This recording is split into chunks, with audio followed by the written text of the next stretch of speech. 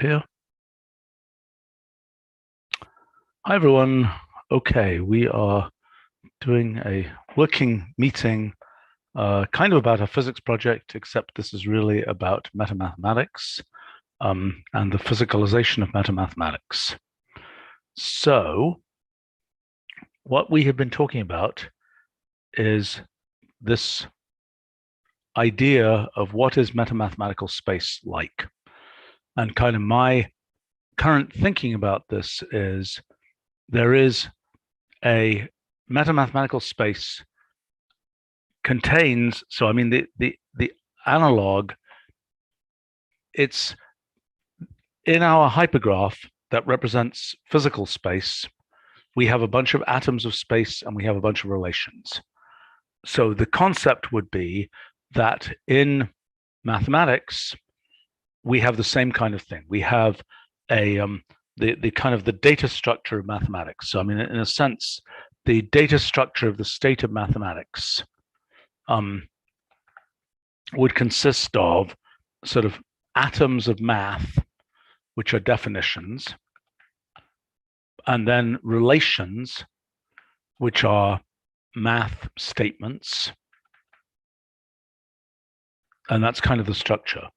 And then the evolution would consist of applying laws of inference to those things.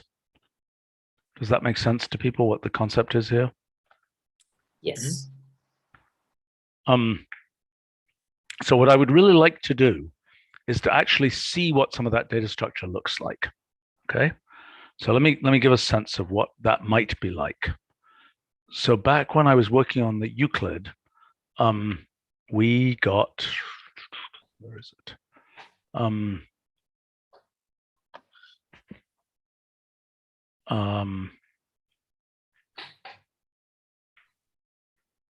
This is, here we go.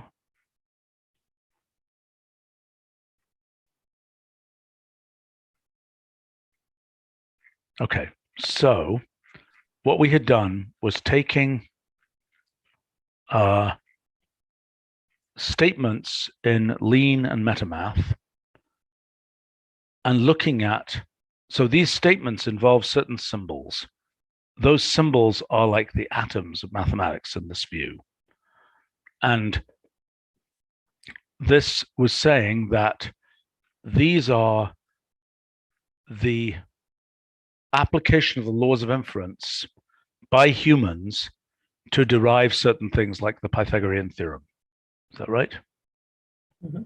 But what we have initially, what we have is, we have certain statements of mathematics, which then we have derivations from, which might be generated by humans or might not be, whatever.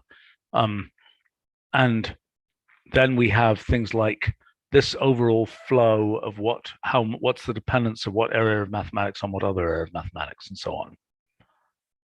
Right. So what I'd like to do is to try to look at, and again, it's not obvious to me what reference frame, in other words, in MetaMath, you've just got a huge number of statements in mathematics, which all have certain laws of inference connecting them.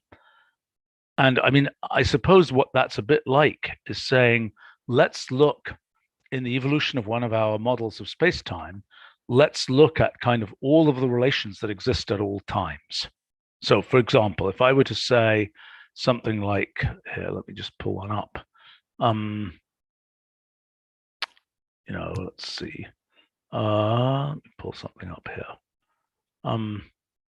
Actually, let's look at this for a second, just for interest here. Okay, so let's say we have something like this, and let's just say,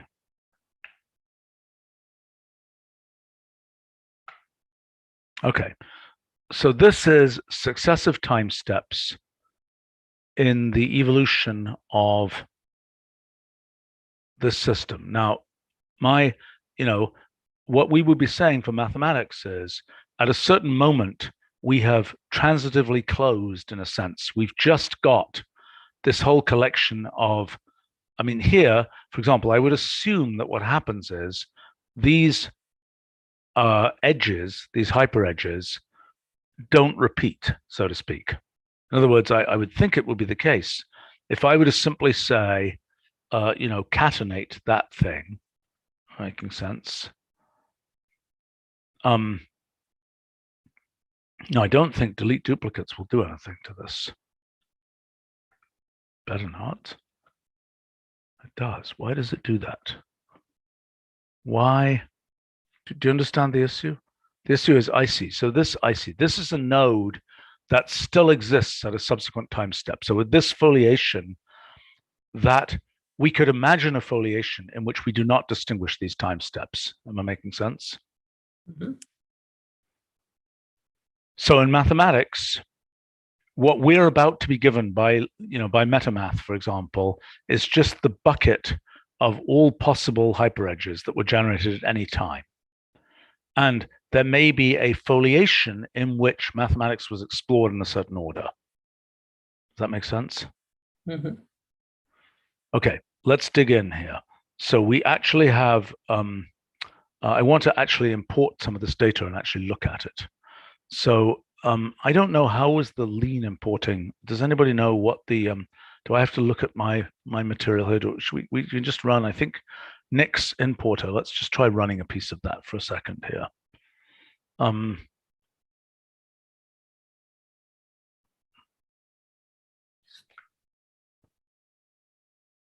Nick, did you write a lean importer or did somebody else write that? No, it wasn't me. Do you know if it's in the function repository? No, I doubt it. I've not seen it in there. Okay, well, let's take this as an example. Okay, so let's try to understand what this is really saying. Okay, so these are, okay, so symbols, what does that mean? So some of those look like they're dummy variables, and then there are a bunch of statements, but what does this mean? Do we know? What is the difference in a hypothesis and a theorem? I mean, that's just a question of what counts as a hypothesis and what counts as a theorem is surely just a matter of history, isn't it? I think the theorem has proof. Like $P, I think, is a proof.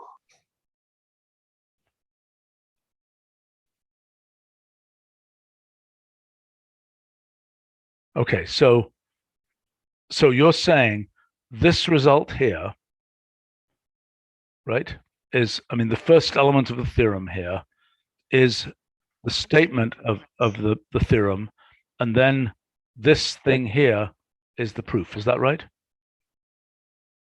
I think, no, the proof is for the, is to the right of it, maybe. Well, Okay, all right. I should really remind myself of it. Okay, so, but the issue here is, okay, the thing we're trying to understand, and again, let me look up what I had before for the I have to go look at these archives here.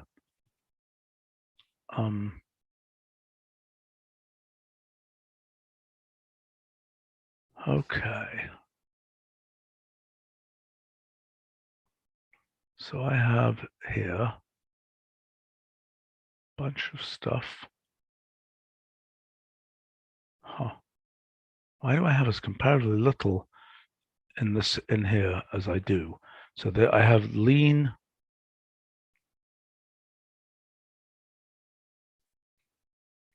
Okay, so this is mathlib from lean.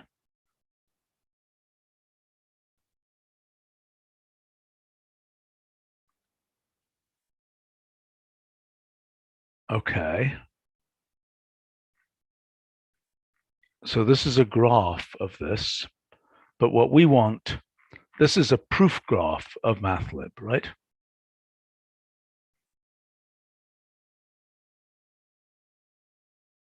Okay.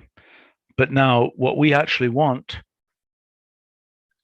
is a different thing. We want the statement graph.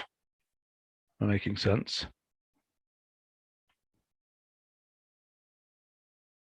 You know, I thought we were going to have some other people here. I'm confused by this.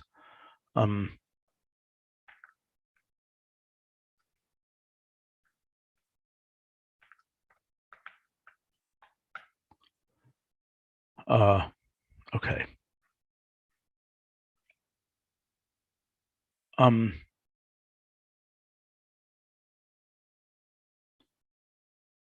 Let's see. Does anybody here know this? Because maybe we just have the wrong people here, because we you know, none of you know this, right? I don't. No.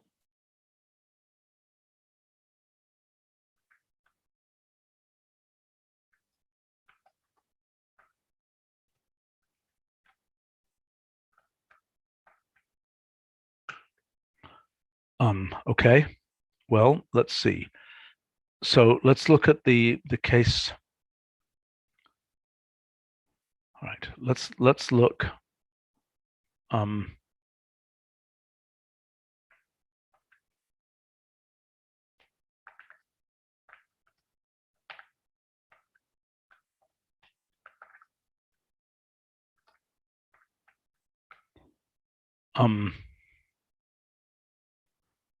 Okay.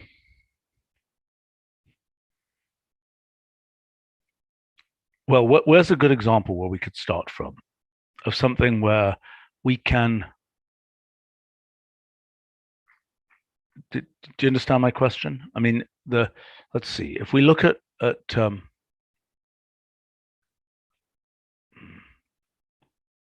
see. We have this importer. Okay, so where was it importing the main library, right? Was let's see, I'm sure I say what it was here. I assume that this is just going to be the graph, nothing else.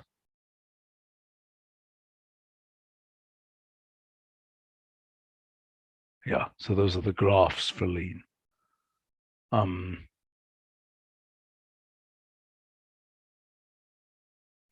Okay. Well, I wonder what that. Let's just see what the vertex count is. Okay. So that then is presumably I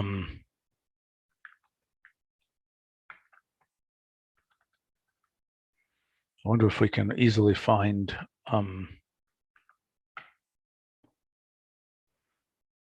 okay.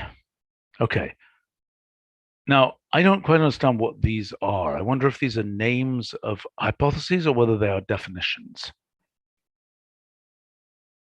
Do you understand what I'm saying? Because there's two different things. There's the name in this system. There are Look like names, just names. Definition are more complex.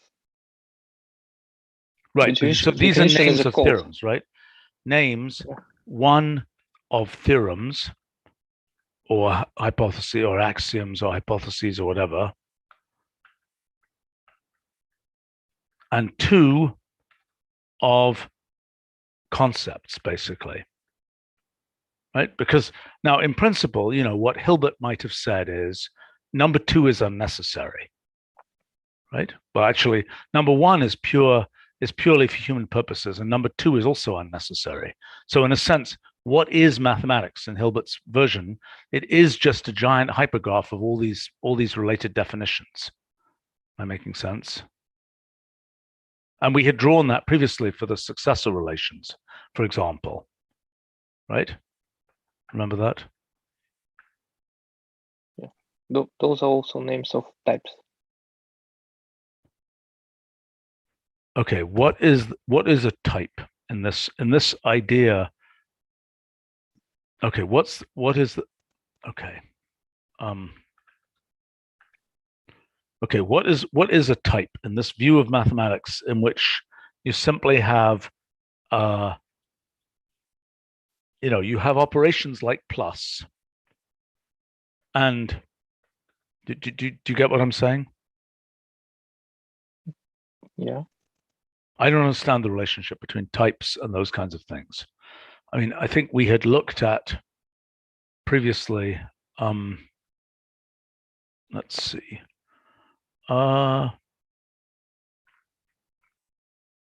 Just look at what I had done previously here. Here we go. This was an example, right, of these are true statements of mathematics. Am I making sense? Mhm. Right. And those have, we could name those true statements, right? We could name them by saying this is the 211 statement, this is the whatever. Those are just statements. Right. And the thing that isn't, we have this thing here, which in principle, we can just make a hypergraph here. I mean, so if we take these objects, and I guess what we could do here is we could say there's this thing, and now we say, well, let's just do flatten of that. And so these are just now a bunch of random addition facts. Okay. So now we could actually as well say expression graph. Okay, now what will happen if we do this? Expression graph mapped onto this. Okay, so it's treating each of those S's as a separate thing, I guess. Is that right?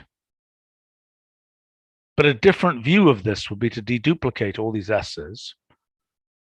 Okay, so that this set of relations simply becomes, actually, I don't really understand what's happening in that graph. What is that graph? So this here is a tree, and let's look at this with vertex labels on. Maybe there are some options for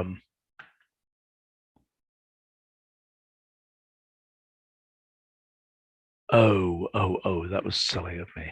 Okay, so what I really want to do is take this thing here, and I want to get the expression graph of that, because actually I was getting the expression graph of this messy thing. Okay, that makes more sense. So now we would say to that, we could say, we could show the vertex labels there.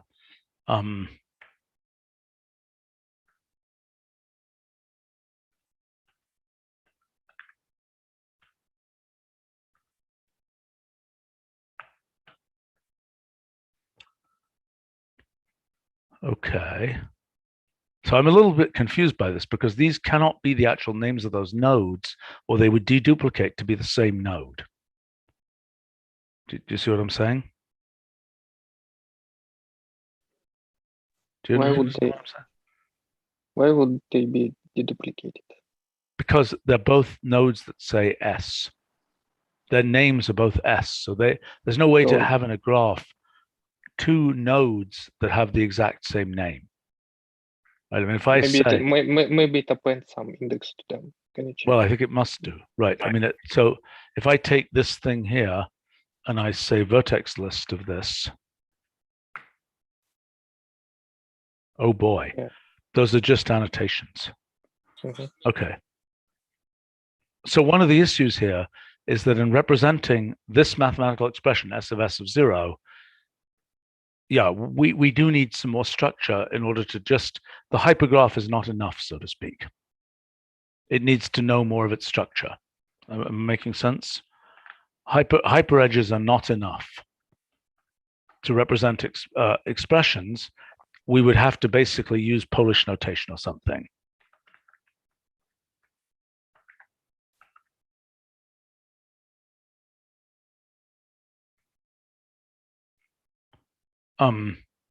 Does that make sense to people? Well, yeah, expressions are trees. Right. Always. Right. But I mean, so this is a flattening. So we can you're always looking for to encode trees as hyperedges? Yes. That's why I open. Yes. Because I mean, this is what. Hi, I was asked to join. Hi there. Not sure. We're talking about understanding metamathematics, and we were talking about lean and other things. And I think you know something about that. Is that a true statement? A little bit. There.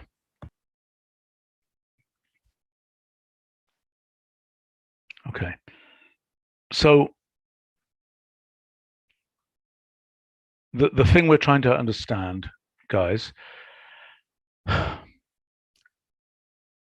so both lean and metamath represent mathematical statements as tree structured expressions which have certain heads in them, correct? I mean, in lean, what is a mathematical statement? How is it represented? I think in general, there are types, probably dependent types. If I'm not mistaken, they're more complicated than just trees or something. Well, a dependent type is just some. Okay, Ian, can you speak to that? A particular expression will have a tree structure, but yeah, I'm sure the types are going to be a more general structure. Well, what do you mean a more general structure? What do you mean by that? You I mean, think about- types. There are type constructors, and the type Right. constructors can be represented symbolically, and they can be Yes. represented. A type can be represented as a tree, just like any of the other things, can't it? Oh, it can be even recursive, right? You can take a simple recursive type. Then how would you represent it as a tree? I agree that the representation of the type constructors could be written symbolically as a tree. Right, but what do you mean by a Different recursive than type? You I just think mean it's different than the type itself being somehow tree structured. absolutely. We're just talking about the symbolic representation. But now, the actual, the reductions. What is the law of inference in lean? Do you understand the question? Like in metamath, the law of inference is a substitution is basically a substitution law of inference. Right. So what is it in lean? I think function application. Okay, but what does that mean? I mean, so you are trying to derive. So you would be applying, like, let's say one statement follows from another. You're applying some function to proofs of its assumptions, and you obtain a proof of the theorem.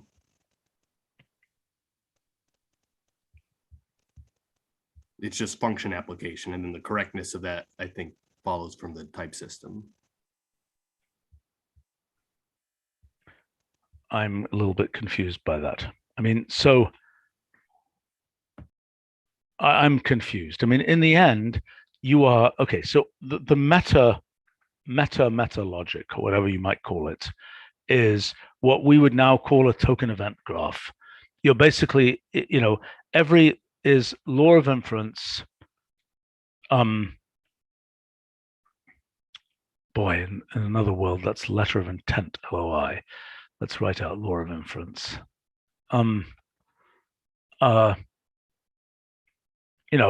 Basically takes expressions and returns expressions.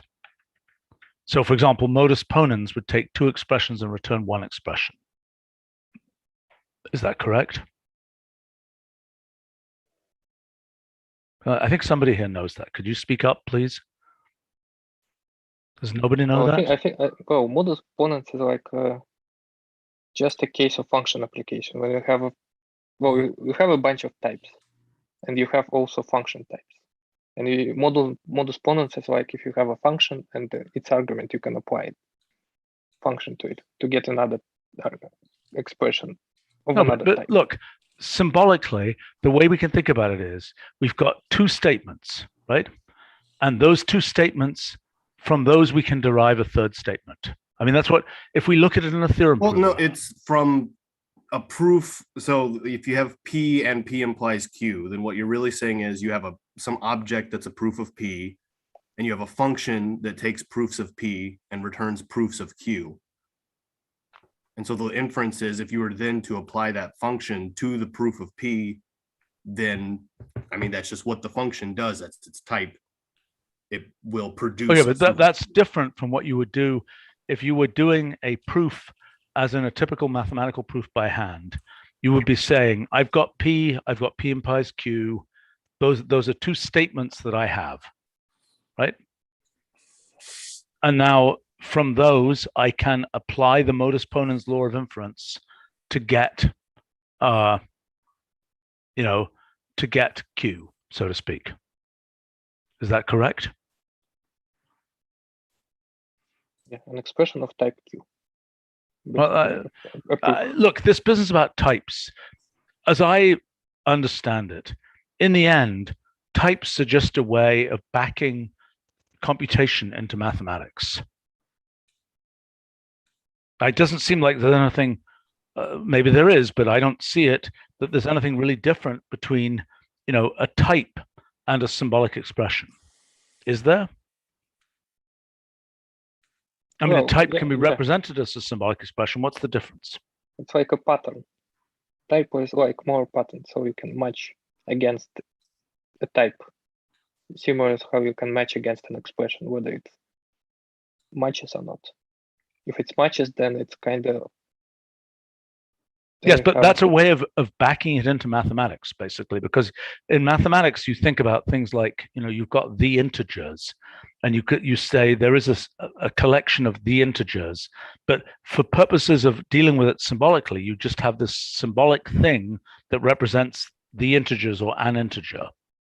And the actual inhabitation of that is an irrelevant point, because the proof is at the level of the symbolic structure that represents this set of objects, if I'm not mistaken. Well, so a proof in your analogy would be a concrete integer, like 2 would be a proof. I don't think that's a useful way to think about it. Well, that's exactly like how Lean thinks about mathematical statements. I know that. I think it's a confusing way to do it. I don't like it. I mean, let's go the other way. A type is just a theorem. If I say a function has type P goes to Q, I'm just telling you a true statement about that function. Sure.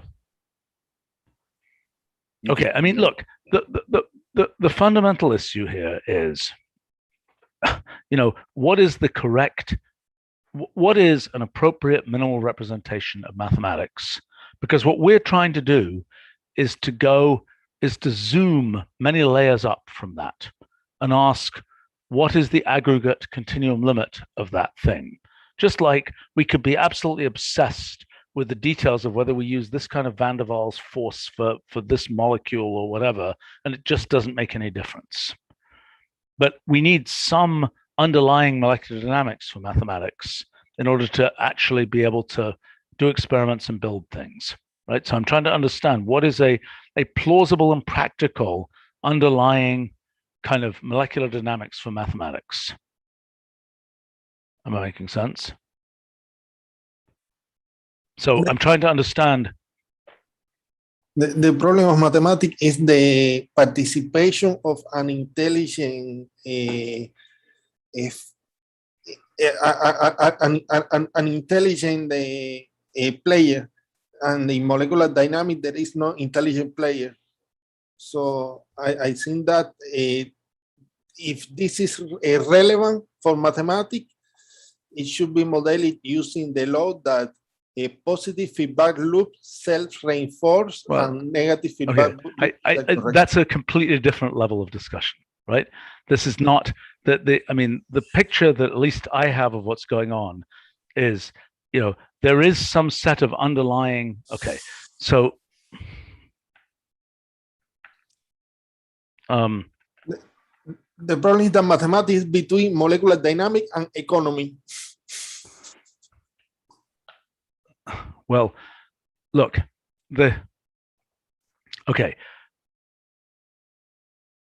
let's see. We've been getting on so well the last time we discussed this. Xerxes and Hatem, please speak up.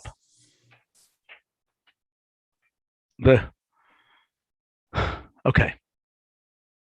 You guys there or not? Or did we lose some people? Yeah. Okay. All right. So again, what we're trying to understand is,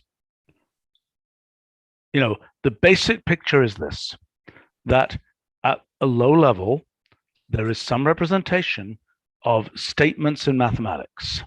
We have some way of deriving new statements from old statements, right? So far, so good? Or is that not? Okay. Yes, yes. Okay, all right. So then what I'm trying to understand is to get a realistic example of what a bunch of statements in mathematics might be like, and then see how that derivation process works, right? Just like we've got here a bunch of, we've got wherever it was here, a bunch of essentially relations in our model of physics from which we derive other relations. Okay? And the issue is, what does this look like for mathematics? Where these relations, in this case, element 4 of space is nothing particularly interesting or distinguished. Possibly the center of a black hole might be an interesting and distinguished place in space. But in mathematics, we imagine that the element that represents 0 is something that we think is interesting. We're going to wave around and we think it's interesting. My guess is that in a reasonable representation of this, there are many copies of 0, and there is essentially a 0 copier that is, that it isn't the case that we should think about it as all statements of mathematics that contain 0 have deduplicated common subexpressions, where the 0 is just the same 0 everywhere. But it might be the case. But so the first thing I was trying to do was to make that hypergraph of, which I agree is a little bit of a messy thing, because the statements that we have in these formalized mathematics systems are tree structured statements. And what we want to do, if it's a pure hypergraph, okay, so here's a question. What is the tree analog? So, okay, so one issue is the sort of tree analog of the hypergraph. So that's another thing we could look at is this, use a tree analog of the hypergraph. So what would that look like? That would be that at every node, so let's see, how does that relate to combinators, for example? So that means that at instead of hyperedges, instead of ordered lists as hyperedges,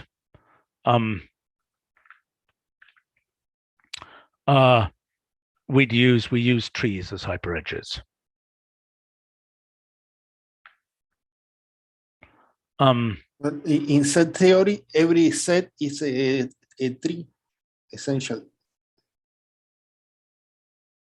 Look, set theory is just a particular, in this picture, set theory is just an axiom system, that we define in terms of this underlying infrastructure. This is basically the same idea as the Wolfram language idea, which is there is an underlying symbolic representation on top of which we can build tons of things, including, as we know perfectly well in Wolfram language, we can build tons of mathematics on top of it. This is asking, how do we use a similar setup to build more of mathematics? And our workflow in Wolfram language is an evaluation workflow, not a proving workflow, nor is it an enumerating workflow. It's a just, this is an expression, here is its reduction. I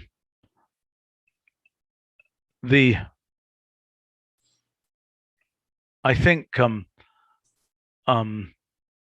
we shouldn't even restrict to trees then. Any expression will do. Well, that's what I mean. Trees/expressions as hyperedges. I think as we start building out this multi-computation idea in general in our system, what we will find is that our fundamental operation is essentially a subset replace operation in which we are effectively in which the elements are random trees. Okay, so let's say we have, I don't know how we can construct a nice random tree, but we can do something like this. I'm sorry? There's random tree. Oh, yeah. What about that? Okay, so what do I say here? I say like random tree of 10. Mhm. And then what would I do to convert that? I would say a tree expression, right, of that. Yep. What do you know? Cool. And how does it decide whether it's that had some binary elements there and some unary elements? Is that correct? Yeah, so the default is it treats the parent as the head. Okay. So this is Like just 4 a was a root node. okay. All right. So okay. So great. So then what we've got here is, just for fun, we could make a table of, in a sense, this might be a piece of mathematics, right? It's just something like this. And this is a piece of mathematics where the definitions that are being used sort of coincide between a bunch of these things, because that's a 3, which might be a plus sign or something, and that's another copy of that same thing. And then the concept would be that the law of inference, and this is where I would love to make something more realistic, the law of inference is just a transformation rule between expressions, and the law of inference would typically take, like for example, what are some common laws of inference, right? So what are common examples of meta logic? So an example would be an axiom, or one theorem is applied to another by substitution. Is that right? And another one would be the modus ponens approach. Yes. Is that right? And you're telling me, is that right? It depends of the kind of mathematics that we use. But, well, no, but I'm not asking that. The thing is, what I'm dealing with here is, at the level of the symbolic expressions, what we're saying is, to derive, okay, we are deriving one mathematical statement from another, from multiple others, right? The typical pattern in a theorem prover. I mean, if I run our theorem prover, right? So if I say find equational proof, and I say I just let's take an example here. I think you don't need anything else than modus ponens, because it's basically the substitutions. I know. These are OR. This is OR. It's all the same. What? Those are all the same. It's like doing one substitution or replacement. I don't think it's the same. I think, as a matter of fact, it's some.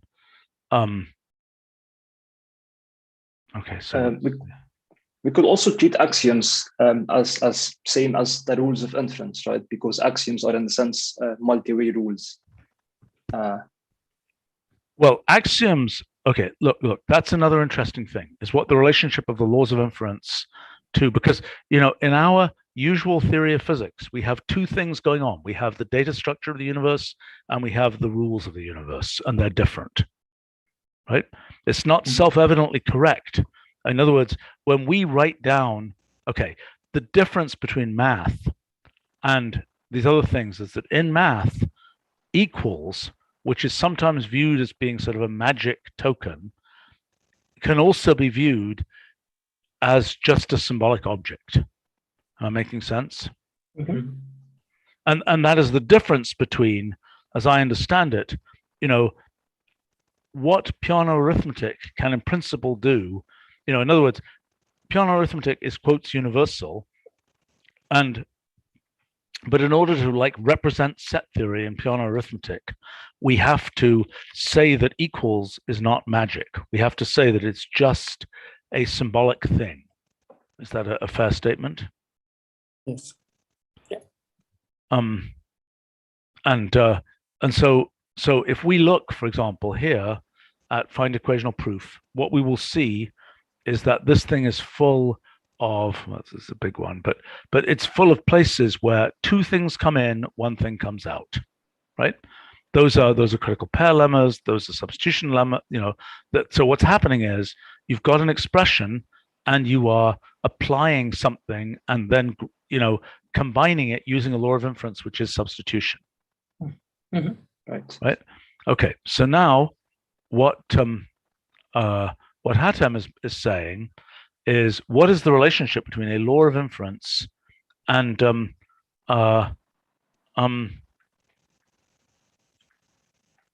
and axioms. Right.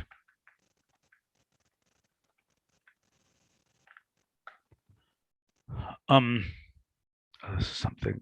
Can somebody find James? He was supposed to be here. I don't know why he wasn't. I think somebody got the wrong list of people for this meeting, which is kind of a shame. Okay. So wait a second. So we're talking about what are the, okay. Right now, these laws of inference they look very different. You know, what we're saying is, this is a statement. That statement could contain an equality sign. It could contain all kinds of other things. It is simply being ground up with another statement to derive a new statement. In what sense is that grinding process also representable? Presumably, since these things are computation universal, it is at some level representable, but it may only be sort of meta-representable. It may not be representable. Does that make sense? I mean, I think we have to distinguish. I mean, it's a good question. What, yeah, what the relationship between these things is. But okay, so let's come back. I mean, Hatem, did you have another comment about that? Well, not really, but just to make this comment clear. So math starts from true and deduces other true statements, right?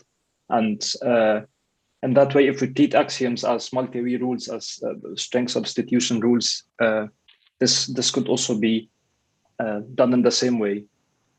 But we have also other cases, like we have the generative mathematics, which we start from true and prove everything else.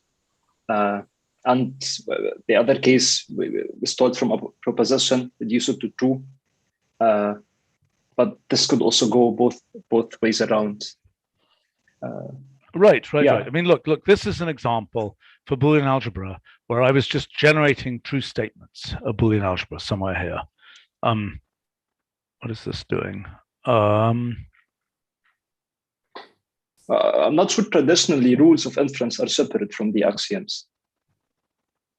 And that, well, I think that's a confusion. I think it's a confusion because I think that they are, certainly they are for I mean, the modus ponens is not viewed as being an axiom,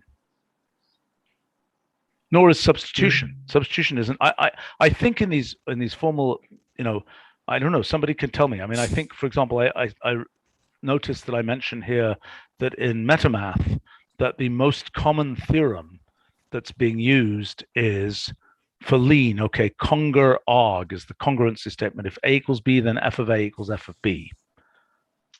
Now, I don't know whether that's viewed as a, you know, I mean, in the end, the creature has something that makes it move. And that thing is the application of substitution rule or some other thing like that. So conger arg is like, it's a lambda function that you apply it to a data structure that represents the proof that A equals B. And it's guaranteed that it will give you a proof that f of A equals f of B. But at the bottom, it's just a pure function. Okay. But the fact that this is converting proofs, I mean, that in a formalized math system, okay, so e.g. in lean, you're saying statements transform proofs to proofs. Is that right? I mean, these things that you say are true are things which represent transformations from proofs to proofs. Is that correct? So it's because it's a for all statement, like you say, for all A and B. Yeah, I get it. Saying lambda A and B. No, but is that true for all of the things in lean? Because I mean, in like metamath, I don't think that's the way one thinks. That would be true for a for all statement, but an existence statement would be different, and there the proof would just be give the object. Yes, but the important point is that you're saying that the raw material on which these things operate is proofs, right? Yeah. Which I don't think is the case in like metamath. That's probably not even the case in mathematics. Like mathematics is not a story of transforming proofs to proofs. I mean, in homotopy type theory, it is that story. But in ordinary mathematics, you are thinking about, you Right, do not it's think like about the transformation math to in proofs. Lean like lives in the type system. I'm sorry? The mathematics in Lean like lives in the type system. Like the mathematician doesn't so much care about the lambda function that transforms a proof into another proof, but they care that they have something that type checks, because then they know they have a theorem. Yeah, I get that, but I'm trying to abstract out. Okay, I mean, is the raw material of, okay, so you're saying that in Lean, I mean, it's, or alternatively, proofs to proofs or types to types. Is that right? Which is the same thing. Is that, no, but I'm now confused. Can we can you help unconfuse me? Well, you have both of those things at any, Proof is an inhabitant of type. Yeah. Right. Yes. Yes, but in cryptography, proof is a path in a non-deterministic Turing machine. That is just the definition. A path in a non-deterministic Turing machine. I have a reference in the chat. Wait. What are you saying? In cryptography, a proof system is a path in a non-deterministic Turing machine. That is the most general definition of proof. Well, that's how I would have said it. Yes. Yeah, I mean, that's what I would have said. It's at the end of the paper when we find the definition. Manuel, okay. That's interesting that Manuel is writing about this, but So in type theory, you would go more with thinking of propositions as types. And that's the reason why you, in these theorem provers, when you go for type-to-type transformations, you can think of proofs as things that inhabit types. And within a type, you could have proofs of equality. Those might be paths. But as such, at the level of many of these theorem provers, one is really thinking of types. And if you want to intuitively think what that might mean, you can think of a type as an entire type itself as being some as standing for some mathematical statement. And the fact that it is inhabited means that's the proof of that proposition or of that statement. yes, I understand. But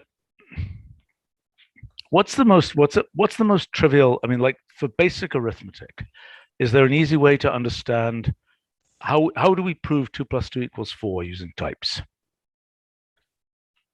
All right. So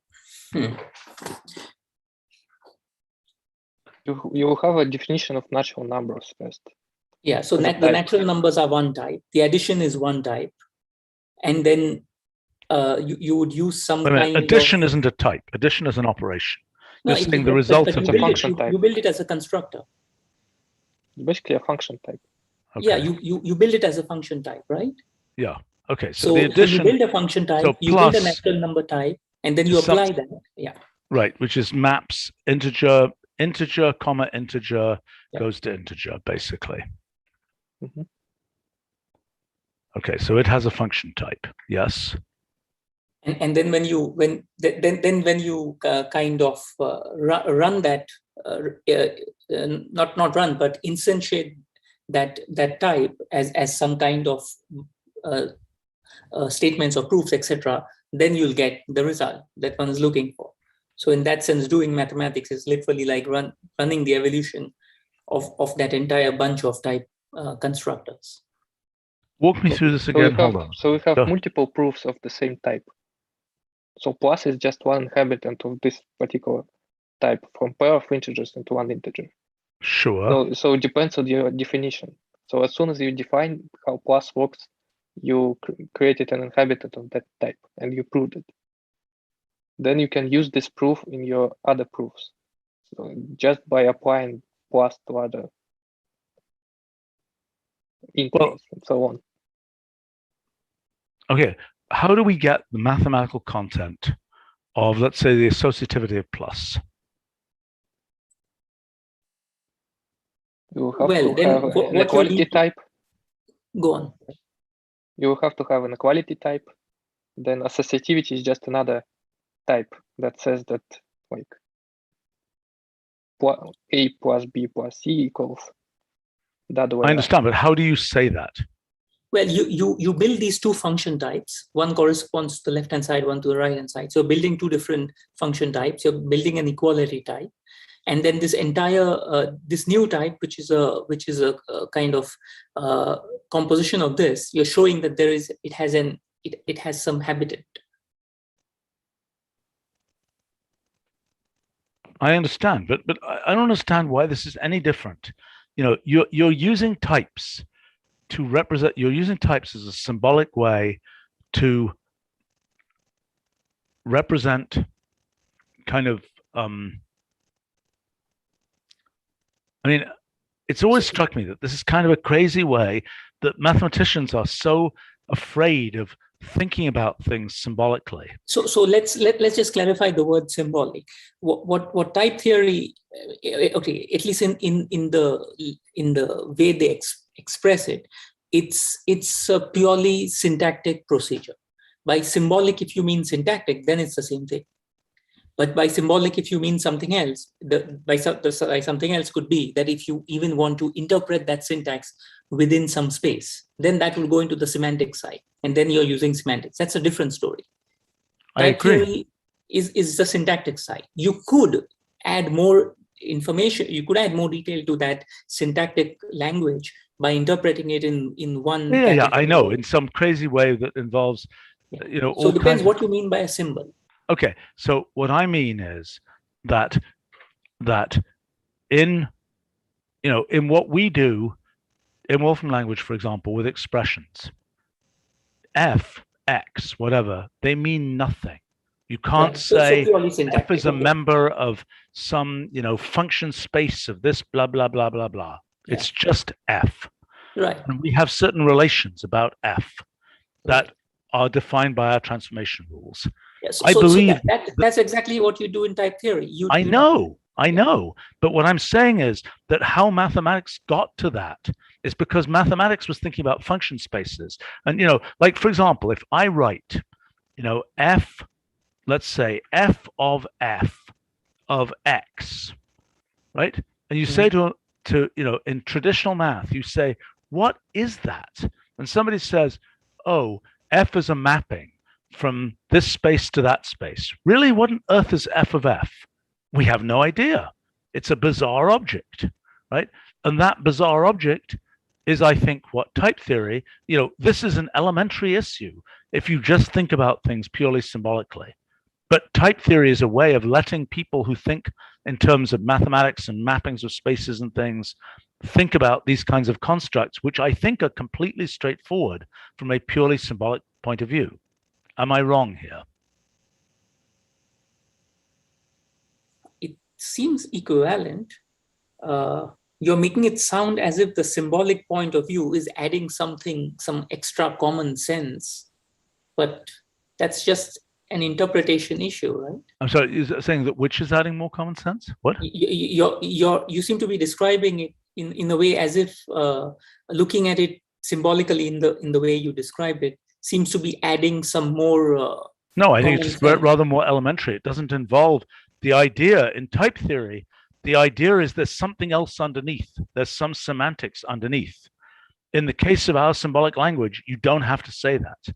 It's just pure Hilbert style, playing with symbols at some level. Also in type theory, there is a pure axiomatization where we don't have the semantic. Of course. But I'm saying that there is that when mathematicians use type theory, I think that they are imagining, but before they actually go to work, when they go to work, they're operating at this purely symbolic syntactic level, I think. But there was a problem in the interpretation of type theory because people started interpreting type as set, and Webowski corrected that and interpreted type as a space, and that was the change. Yeah, but okay, that's fine and nice and dandy. My statement is types should really be thought of just like symbolic expressions. which have a certain syntactic structure and syntactic rules and so on. And the interpretation of them, it's just like, given Peano arithmetic, sure, you can interpret it in terms of actual integers where you have some number of cookies and things, but that is not a necessary way to interpret it. You could just do things purely symbolically. Yes. So let's just formalize what the way this notion of symbolic. When you say symbolic, or when you say symbolic expression, is that expression a formal language? You mean, does it have is there a generator of it as a generative grammar? Where do those expressions come from? When you say symbolic expression, that you cannot just use the term like this, right? At the back of it, it has to be a formal system. What is that formal system? Right. Well, it's, for example, an example of it is the one we use in Wolfram language, which is just basically, it's a head and arguments arbitrarily nested. That's it. But I'm not, but we could look into details, but I would say that that would be equivalent to some type theory. One could actually express all of that as some type theory. I would think so. Yeah, I would think so. I'm not sure I understand if you mean that symbolic has something more than types. No, I don't think so. Basic, I think no. I think they're equivalent. I think they're exactly equivalent. The only kind of added detail that might distinguish certain formal systems, related to an issue that you mentioned earlier, should we be talking about axioms or symbols? This is just the difference between whether you should be talking in Hilbert style schemes or natural deduction style schemes. In one, axioms are given a precedence; in the other, inference rules are given a precedence. But those differences are irrelevant. If one is just thinking of a formal system, at least from the way I understand it, in any formal system, I see a purely symbolic system as just pure syntax and nothing more. Exactly. And that's exactly what one could write as types. Absolutely. So, I mean, I think we're all pretty much saying the same thing. There are some details that will be nice to nail down, but basically substitution, modus ponens, type theory, they're all basically just symbol manipulation. And in fact, if given that, real mathematicians, they don't actually use this. Real mathematicians are most of the time, even though they use symbolic expression, etc., they are using steps of intuition, they are using semantics, they are using all other kinds of things to jump through this maze. Whereas these theorem provers are trying to not use any of that and just look at everything purely syntactically or symbolically. Right. So my claim is that the way to think about that is, formal mathematics is the molecular dynamics of math. Yeah. And mathematicians operate at the fluid dynamics level. Yes. But that's not, Hilbert wouldn't have thought that. I mean, Hilbert, I think, imagined that sort of all of mathematics was, so in some sense, you can do fluid dynamics through molecular dynamics, and there are certain effects of fluid dynamics that actually depend on the molecular dynamics details, but much of fluid dynamics can be done without ever thinking about molecular dynamics. So what I want to see in mathematics is how that limiting process, how that continuum limit works. Right? So the claim would be that at the low level, we're going to see a bunch of formalized mathematics that is purely syntactic. And what I want to see is how in lean or metamath, you're just getting buckets of mathematical statements. And then I want to understand what is the represented at that formal level. What does the progress of mathematics in a formal mathematics system, what does it look like? And the answer seems to be, it looks like you've got a bunch of initial things and a bunch of initial definitions and axioms effectively, then you're applying laws of inference to generate lots of others. Is that a fair? Right.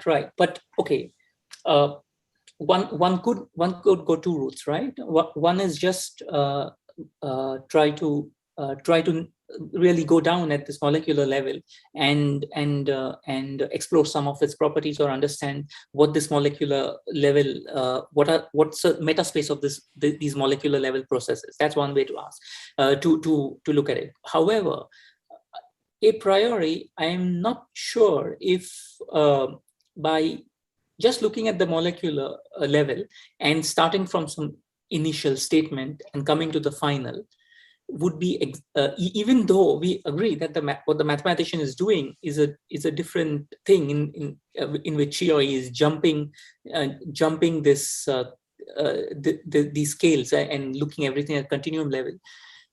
If a mathematician just looks at the end result of this molecular dynamics, will that mathematician actually get the same realization No. that they would if they went through the coarse-grained method?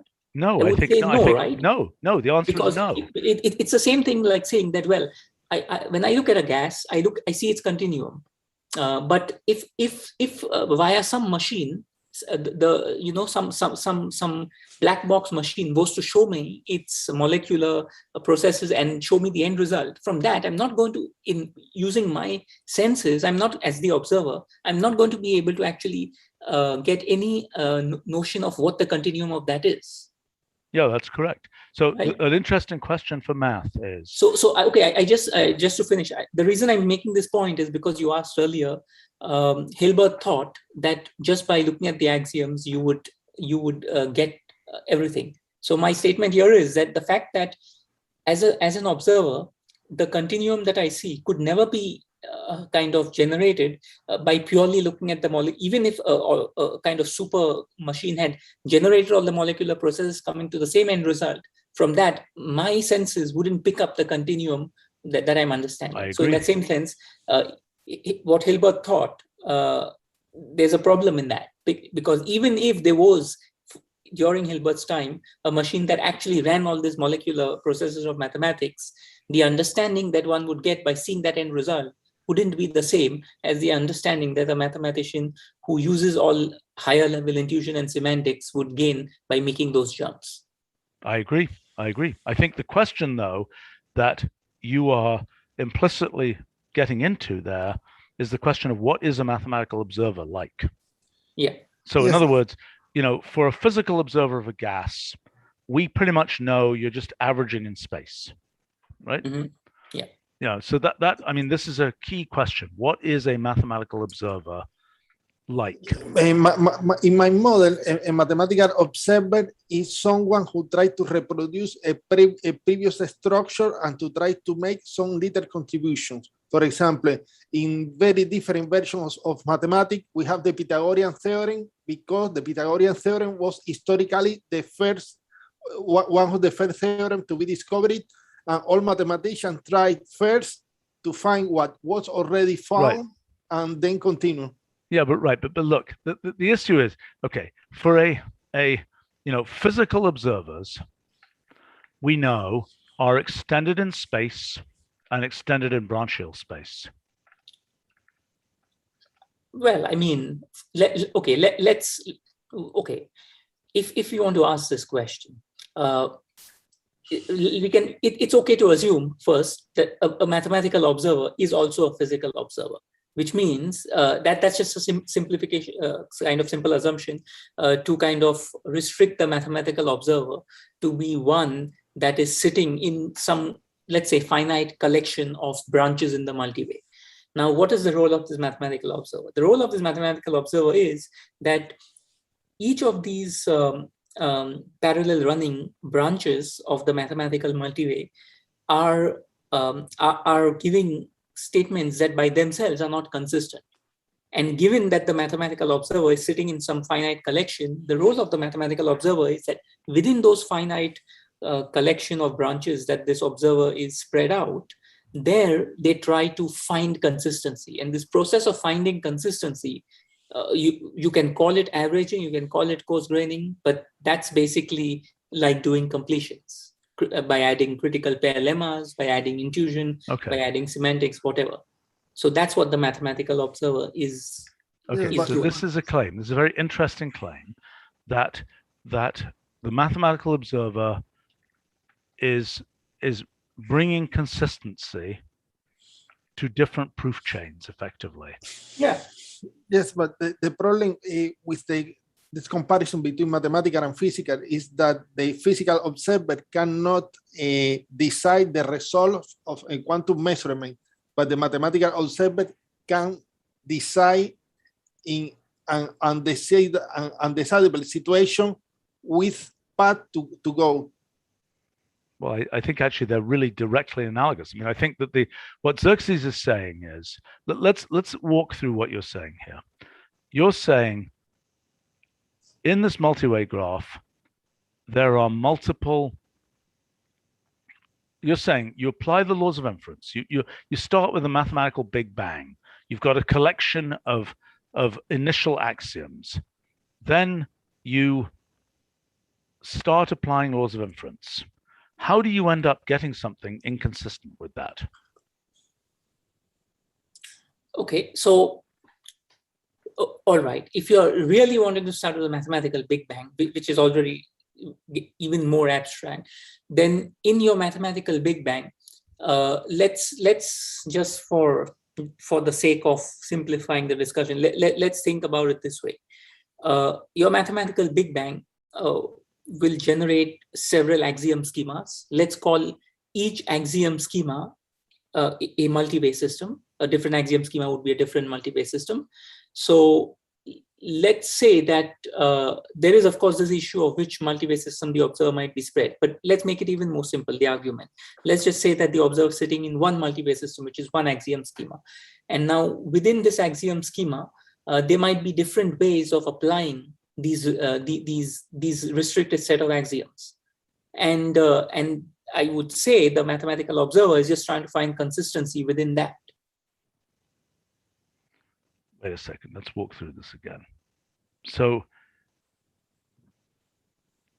you're saying, okay, hold on. So you're saying we could in principle have many different axiom systems that are running. Yeah. And I mean, thought about in terms of our hypergraphs here.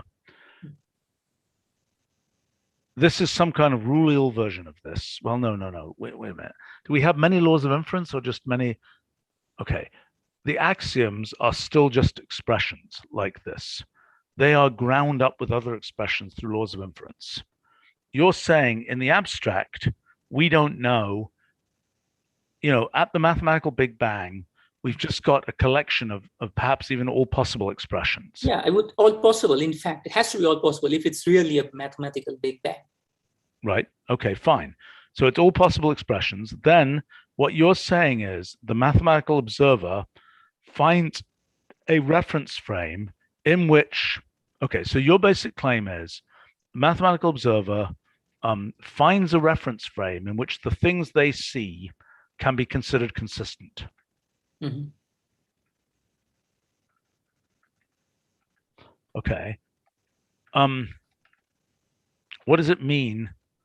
How would they tell if things are consistent?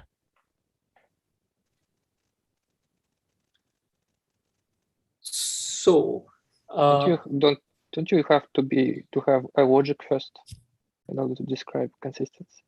Oh, what test? You have to have a logic defined. Well, if we apply the principle of explosion, we may define consistency as that there are some things that are impossible. If everything is possible, there is no consistency. What is possible then? But here it can How do be you define simpler, possibility? A possibility is that there is a path from one place to another, or that from each point you can go to any other point. That is, from any state you can go to any other state. For example, you have a cow, you transform the cow into a car. That is a transformation that looks very impossible.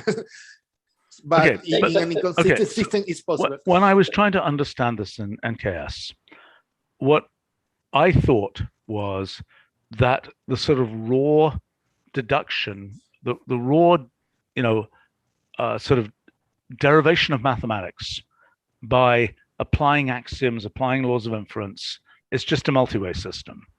Then, once you introduce the notion of proof, of truth, you have true and you have false. And then you have to have some notion of negation or something.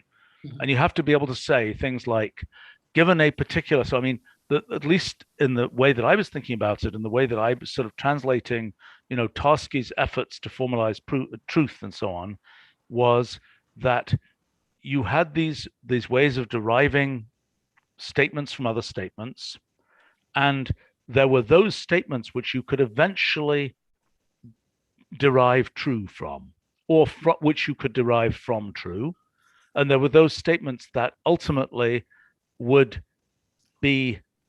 derive false, for example, and that there were then two different sets of those things that were related by some negation.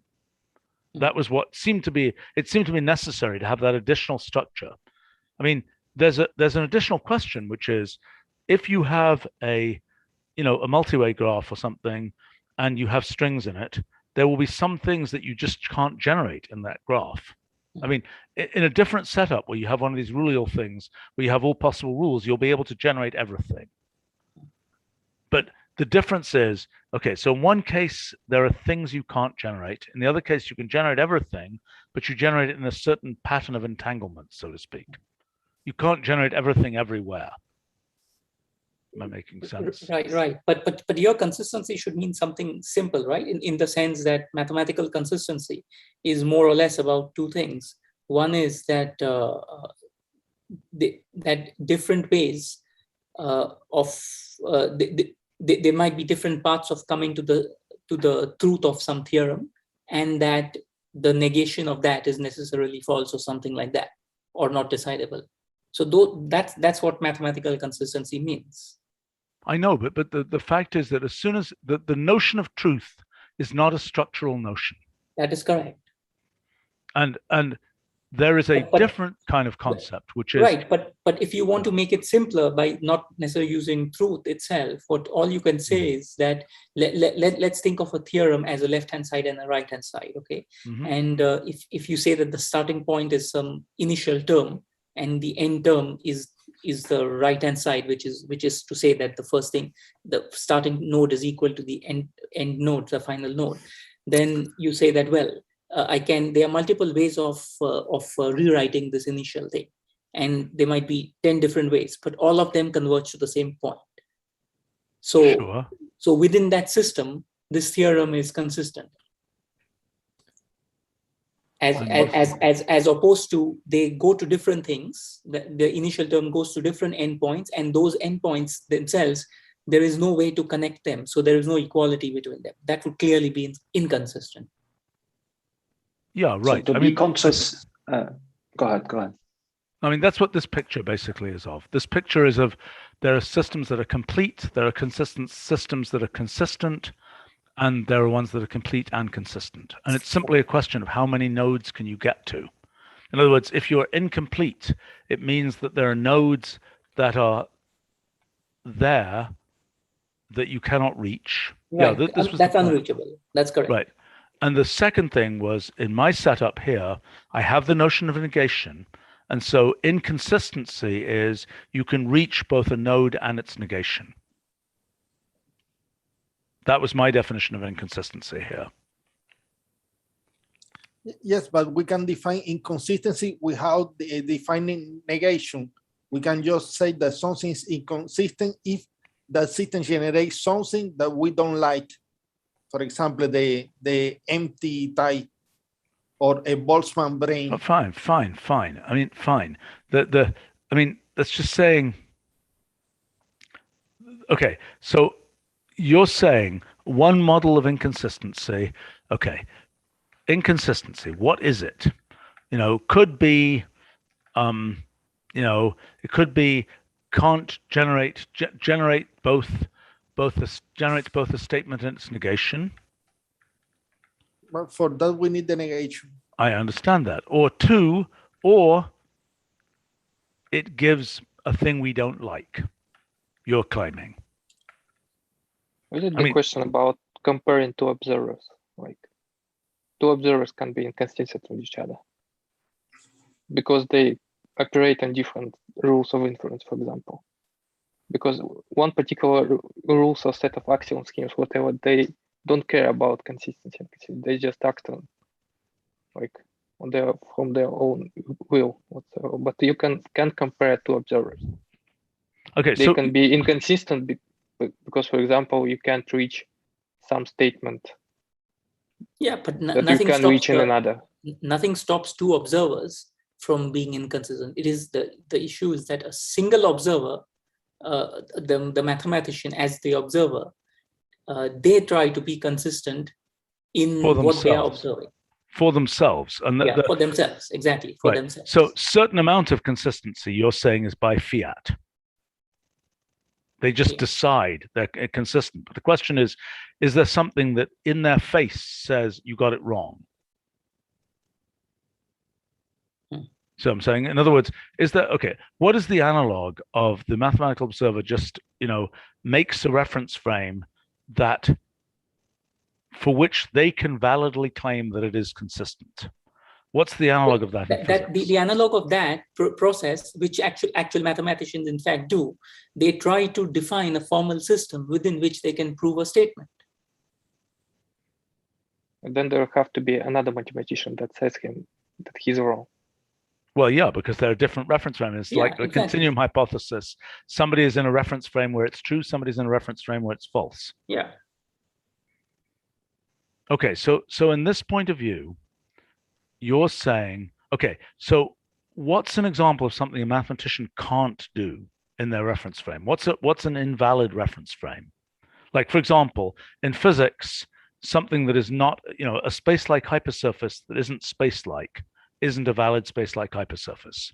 So this reference frame that slices across all these different, okay, so basically you're saying the foliation / reference frame is a slicing of the multi-way graph of derivations of theorems. Mm-hmm. Okay, so now the question is, what makes that valid? What makes that invalid? In other words, for example, does it want to be branch-like? Does this want to be a branch-like hypersurface? Or can it be the case? I mean, in a sense, okay, it's a branch-like hypersurface. Branch-like hypersurface would be, if it isn't branch-like, it means that would be the irredundant version of mathematics,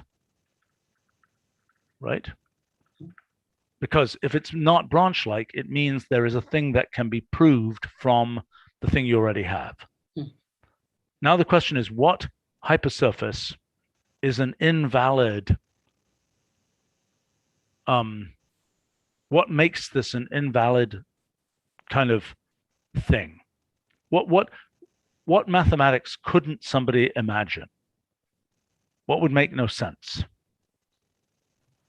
Maybe higher order stuff like quantification over functions. But how do you represent that in this? I mean, remember, all we've got is a giant bucket of expressions.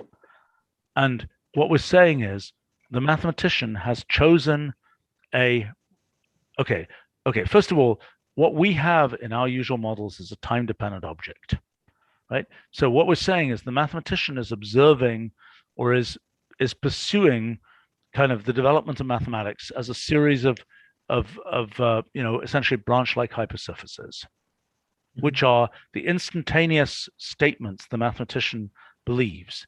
Now, the question is, in physics, for example, you can't have instantaneous statements that are time-like separated.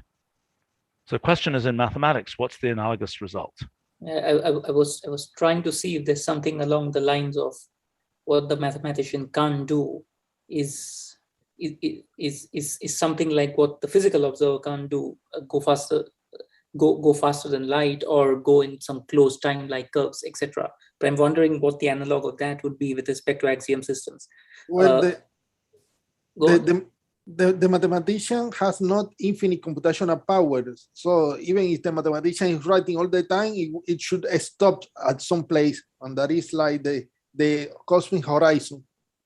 Right, well, okay. there's a different issue. That's the issue of cost, right? But here I think what we are trying to ask is that let's say there is a given axiom system, and that has some amount of some amount of reducibility, irreducibility, or some gradient of that. And within that system, there's just some particular speed, not the speed related to practical matters, but some kind of speed in mathematical space or in proof space that one can go, because one has to literally one has to literally use one axiom after another within the system. Now, in that sense, if this system was enhanced with some extra tunnel like a wormhole, then the mathematician would be able to jump from one initial state to another by just taking many steps. But that's not allowed in the given system. So certain things like that that require some redundancies that need to be added to a system that allows the mathematician to jump, those would not be allowed, right? So okay, but hold on. This is a little bit complicated, because the notion of space, all we've got initially is a giant vat of statements, right? They do not have any layout in space as such. Now we can start giving them a layout in space by their common, okay, how are mathematical statements laid out in space? Laid out in mathematical space. Shouldn't they be laid out in some way by thinking of these atoms as, yes, by thinking of the relations between these atoms? Yes. Yes. As having, as being the analog of causal edges, right? I think they're the analog of hyperedges. I mean, in other words, the mathematical statements are the analog of hyperedges. And so, right. Okay. So that's why I wanted to draw this picture. That was the original thing in this discussion. I want to draw the picture from MetaMath or Lean of what this hypergraph actually looks like, because that's going to show us a version of how mathematical statements are laid out in mathematical space. Okay, but let's say we go with that way of thinking. What are you going to learn by just seeing the expression tree? Well, I'm saying that the whole point is that we've got 30,000 expression trees, and my question is, what is the layout of those expression trees? Okay, so for example, we know from wherever it was, that picture that I had from the Euclid post, we know something about what the areas of mathematics that connect to each other by laws of inference are. But what I'm asking is purely structurally, just there'll be a bucket of things over here that all refer to the between, the notion of betweenness in geometry. There'll be another bucket of things over there that refer to the notion of, I don't know, limb soups in analysis, okay? And those are two definitions, limb soup and between, are two definitions that will be in these mathematical statements. And the point is, those two, the ones that involve limb soup and the ones that involve between, might be in very different parts of the space. It might take many steps before there's a statement that connects one of those concepts to another. Mm-hmm. That's the point. That's what I'm saying, is that's right. A layout of the mathematical space. But that would be the norm rather than the exception, right? Even for example, for this Boolean proof of yours that you mentioned the other day, when Norm was looking into it. There are many steps through it. So in most cases, it'll be like it will be that there'll be like hundreds of steps between the an initial statement to another. But what do we want to? We are not interested in the detailed steps. You're taking a different thing. There's steps that are at a particular math-like hypersurface, so to speak, whatever you call it. A particular instant in the evolution of mathematics, there is a bucket of statements that exist. Mm-hmm. Okay. Those statements, just like the hyperedges of space, are connected.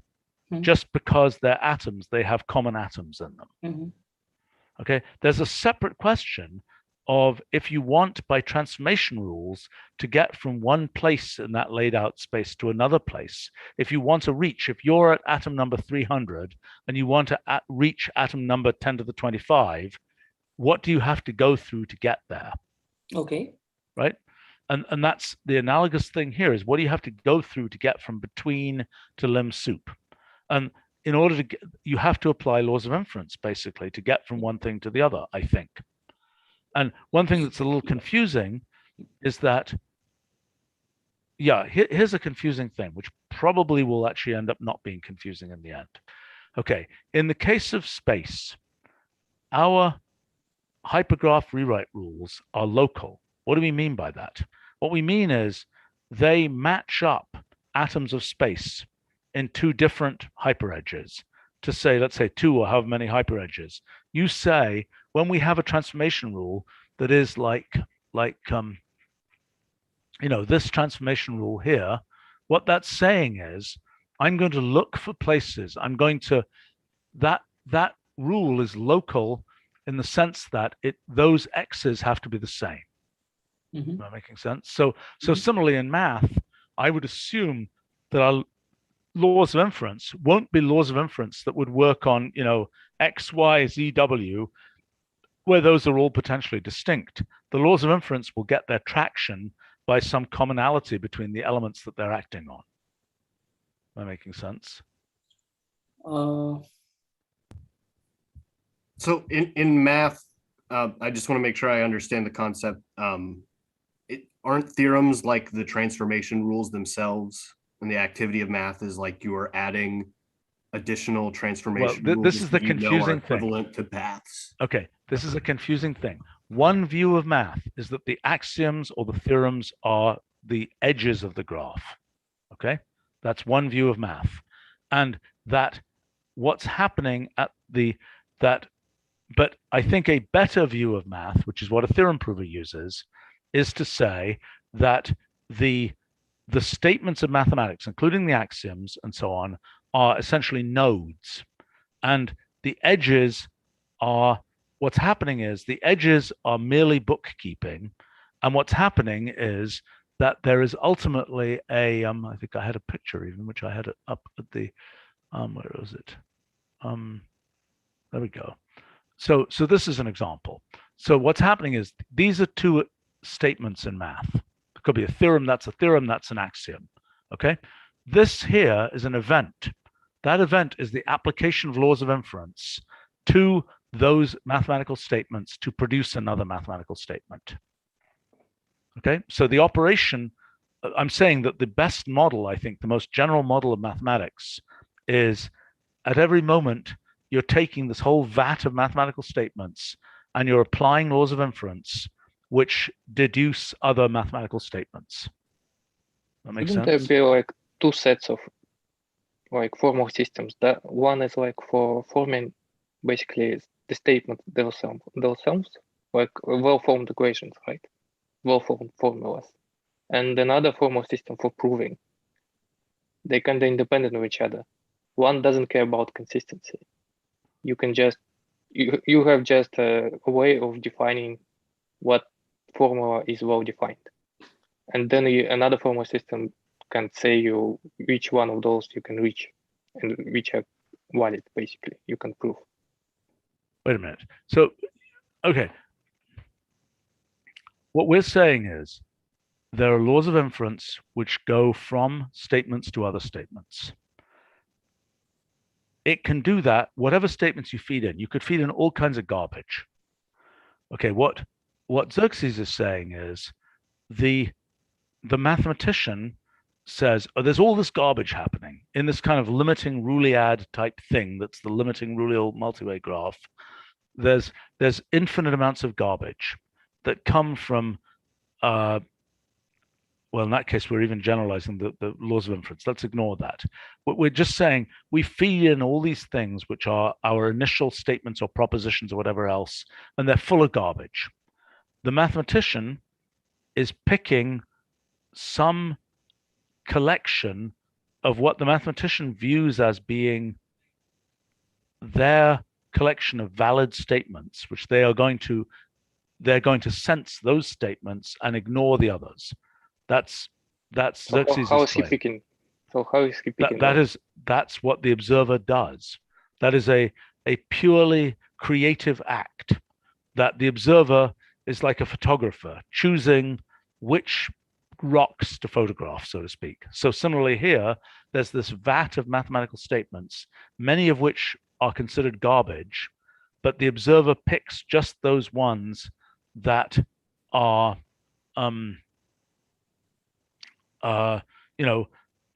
just those ones that the observer is viewing as being mathematically, consistent with that observer's point of view of what they want to do in mathematics, so to speak. And now the question is then, what can go wrong with that observer? And what I think has to happen is that there is if the observer now, I think basically the point is this: if the observer now picks certain statements, then there is a constraint on what the observer can pick in the future. Yeah, I think.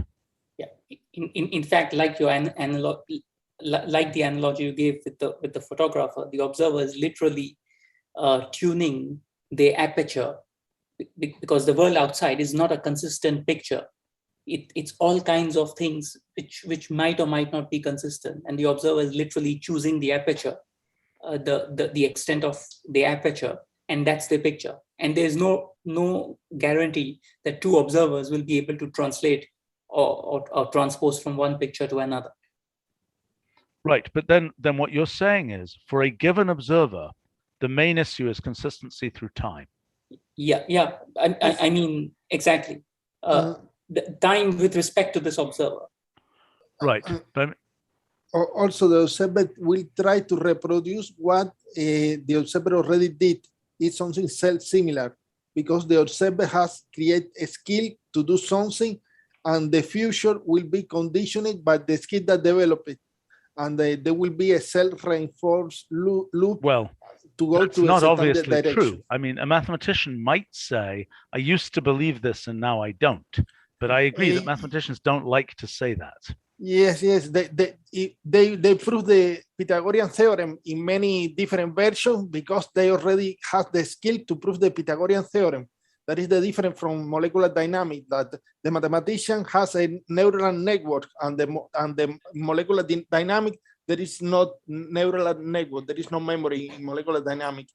That is the reason why the mathematician will try to self-reinforce a certain way to do mathematics. I would like to disagree with the statement there's no memory in molecular dynamics. Imagine that there are DNA molecules. They've got plenty of memory. Yes. I am not a physicist. Okay. So the mathematics will converge to a fixed point that will be self-similar, and mathematics is a sequence approximation to that fixed point. That's an interesting point of view. Okay, so this is the autoencoder point of view of mathematics. That is the point of view of Sorro's theory of reflexivity that is used in economy to predict behavior, because the economists tend to self-reinforce the behavior that worked in the past. And the mathematician will try to self-reinforce the kind of mathematics that they learn. Okay, so hold on. That's an interesting claim. Let's think about it for a second. Okay, so that claim would be there is a vat of theorems, and the mathematician picks out certain theorems from that vat to say, these are the ones that I'm going to pay attention to. Okay, now you run the laws of inference forwards, and you ask the question, can you reprove those same theorems again in the future? Maybe with some little versions.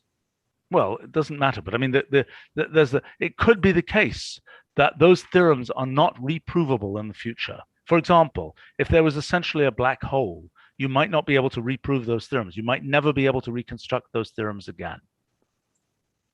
Right? Yes, I am mostly thinking about Pythagorean theorem first in Euclidean geometry, then in non-Euclidean geometry.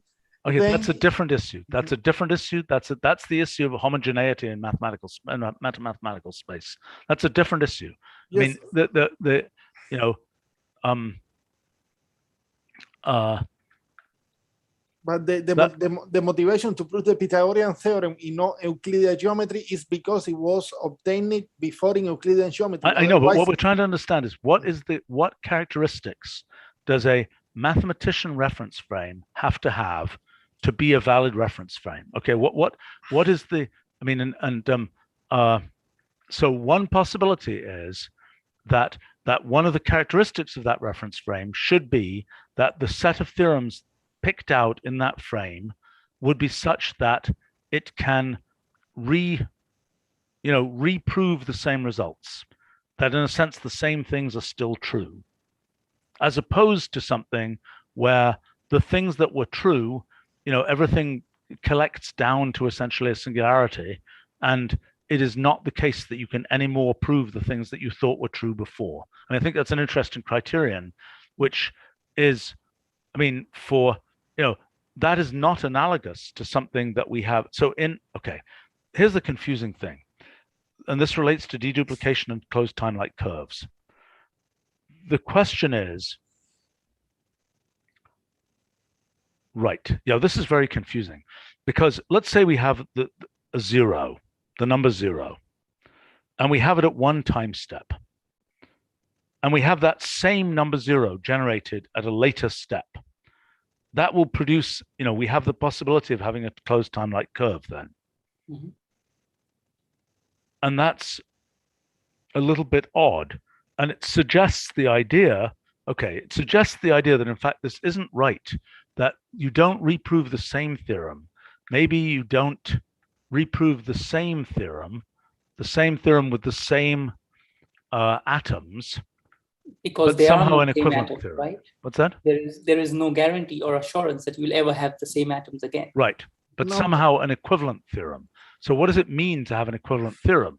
Well, that, I suspect, requires you to go to a higher level, because that's like saying there is consistency in the structure of space.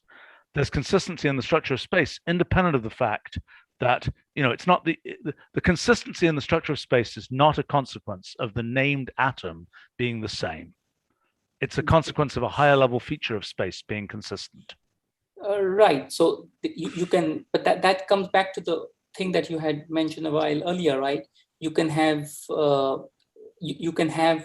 different symbols, all using that all look like an X or something, and you're proving something about it. You're proving something about one of them. Later on, you prove something about another one, but to actually say that it's the same thing, you need an additional proof of equality. Yes. That's like a meta statement.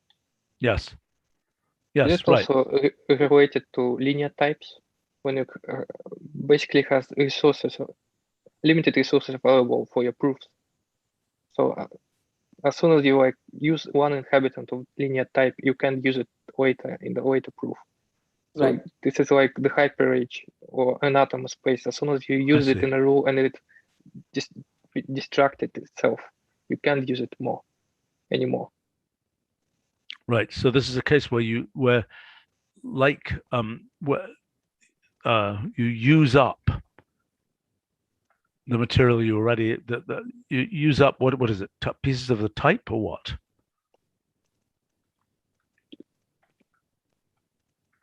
I mean but so this question about, what is the higher level description? So at the lowest level, we've got a bunch of statements and we've got laws of inference, and we're deriving one from the other, and we're saying the mathematician observer is picking certain statements from the vat and saying, these are my mathematics. And then they are applying laws of inference to go forwards and decide what the future of their mathematics is, which we say, in order for the mathematicians, here's the thing. The idea of consciousness in physics, we imagine to be this notion of a consistent thread of experience through time. Okay. And what is the question here? Is mathematical consciousness, I bet this is the analog. That essentially the mathematical consciousness It's also an issue about trying to obtain consistency. But now the subtlety is that the mathematician, as an observer, is seeking to obtain consistency at every level, in the sense that, let's say, first the mathematician started with the atoms and tried to establish consistency between atoms, where you could think that each atom was some kind of statement, and this consistency was just trying to make some equalities or relations between statements. And once the consistency is established at this molecular level, then the mathematician has already got some aggregates, let's say some dyads or pairs of consistent relations. Then the mathematician is saying, well, how much further can I go? And you can keep on doing aggregations and build consistencies, and that becomes a tower of newer and newer fields of math that are built up on something below. So that's what the mathematician is doing. Well, Their I don't know. entire operation- I'm not sure I would agree with that, because I think that's what working mathematicians exactly say they're not doing, which is, they're not working at the level of the molecules of mathematics, the atoms of mathematics. And I don't think historically that's not how mathematics developed. I mean, it didn't, well, at least much of it didn't. I mean, in other words, one question is, so, what is a higher level description of, just like we have general relativity, which is a higher level description of space, and which, is the result of essentially the molecular dynamics of space operating, the level of atoms of space, but on a large scale, it's general relativity. Okay, what is the analogous thing for a mathematician? I think. Yeah. But okay, so I think what you're saying, okay, so there are a bunch of scales out here, right? I mean, just for simplicity, even as a physical observer, at our scales, you and I can see the continuum of a gas, but we don't. We still see the galaxy as granular. Whereas some observer who's at the level of galactic clusters will just see clusters of galaxies as a continuum, right?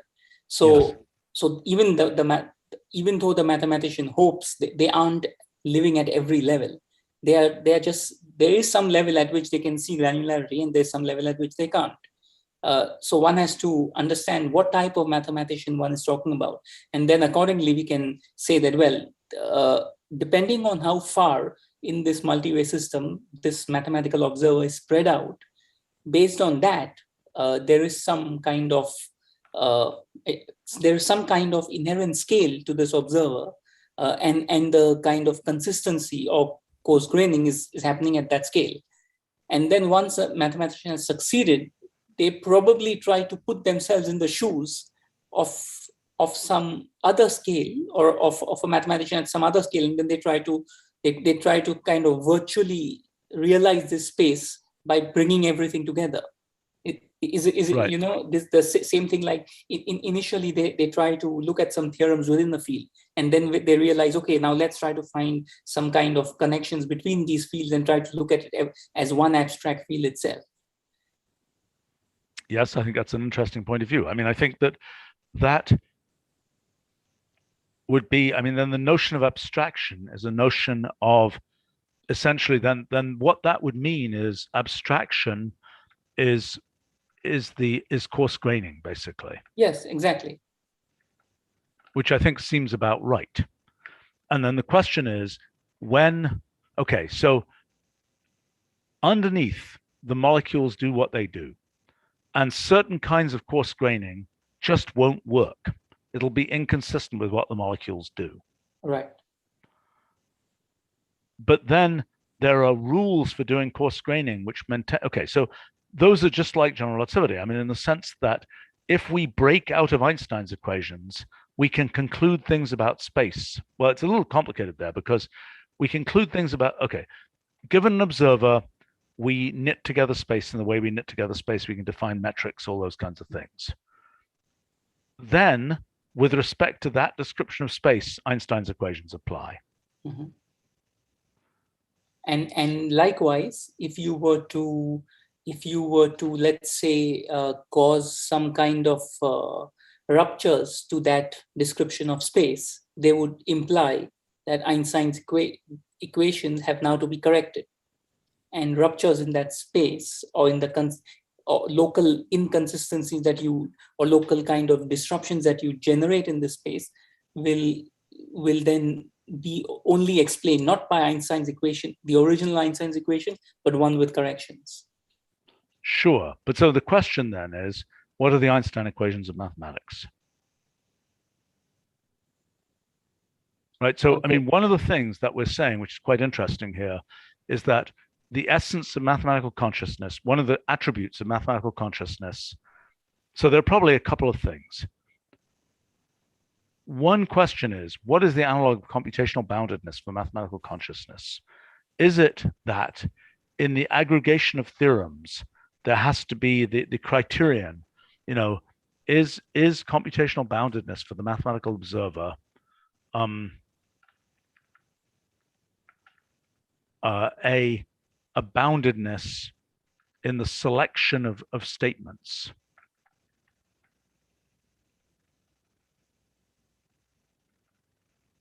See what I'm saying? I mean, I'm saying that if you look at all possible statements, one possibility is that the mathematical observer is limited to only those statements that, yeah, I mean, I suppose that's right, because one way to do it, yes, look.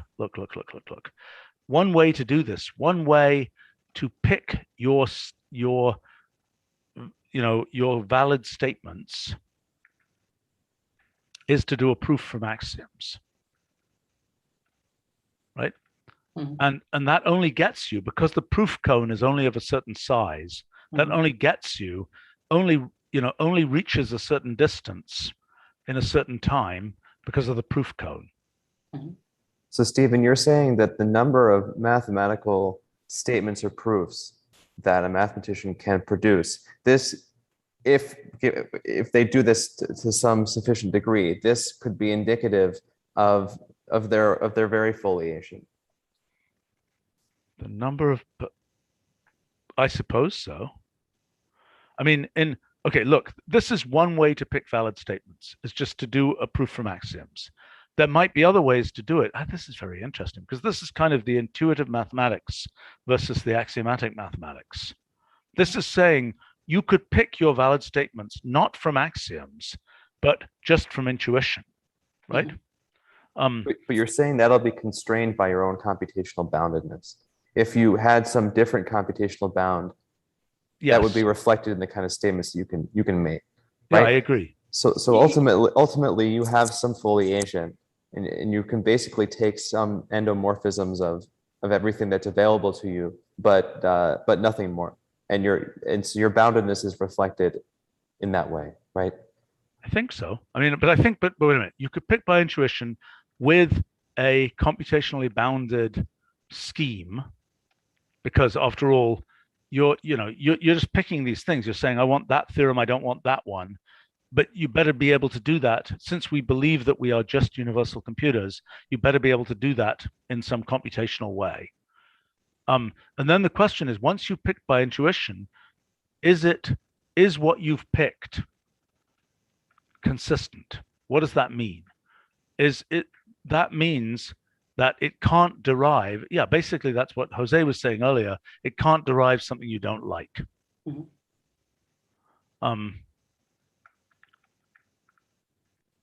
And picking by intuition, in a sense, is just picking from the semantic scheme from which they are interpreting. So, yes. But anyway, this matter of the boundedness of selection of statements has more than just the issue of computational bound of the observer. That, of course, is one thing, but also the extent of this selection depends a bit on the axiom scheme. It depends on the semantic space within which things are being interpreted. It depends on a couple of things. Sorry, I spaced out for a second, but I got distracted. Say that again, Zaxis. I was just pointing out that this bound of selection of statements, which you could loosely think of as some kind of scale of spatial reach of this observer. Yes. Besides depending on computational boundedness of which is the observer's own computational capabilities, it also depends a bit on the proof scheme they are in. Certain proof schemes might allow for more statements to be picked up or processed, and it also depends on the semantic space from which through which this intuition is being generated. Maybe, although I think the semantic space is just implicitly represented by the computational process that the observer is going through. I mean, well, okay, look, a bigger question here is, okay, this might be the underlying way that the mathematician sets stuff up. At what are the aggregate statements, like Einstein's equations, that you can make? What are the kinds of, so they say, I've got all my valid statements. I picked them by intuition. I picked them by a proof cone from axioms, however I did it. Right. Now, that set of valid statements represents my foliation of metamathematical space. Now, what aggregate statements can I make about that? What statements can I make that are probably, in the end, frame independent? And I mean, the type of statement you might think you might be able to make would be a statement about uniformity in metamathematical space, which would turn into one of these statements about things which are true in algebra are also true in geometry type thing.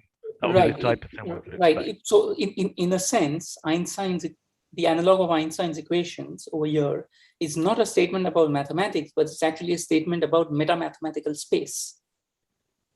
Explain. And because it's simply a relation between geometry of the space and energy momentum. If we think of energy momentum as some kind of way of flowing in the space, so this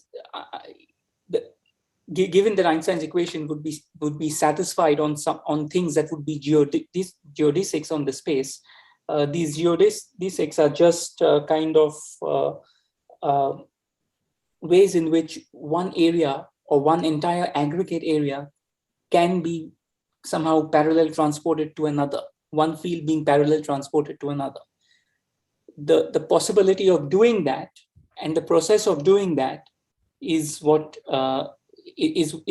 Einstein's equations would be about. Okay, in this, so let's talk about mathematical space. Okay, possibility of parallel transport of one field of mathematics to another. Okay, so what that's saying is curvature would be, so then energy momentum would prevent that parallel transport.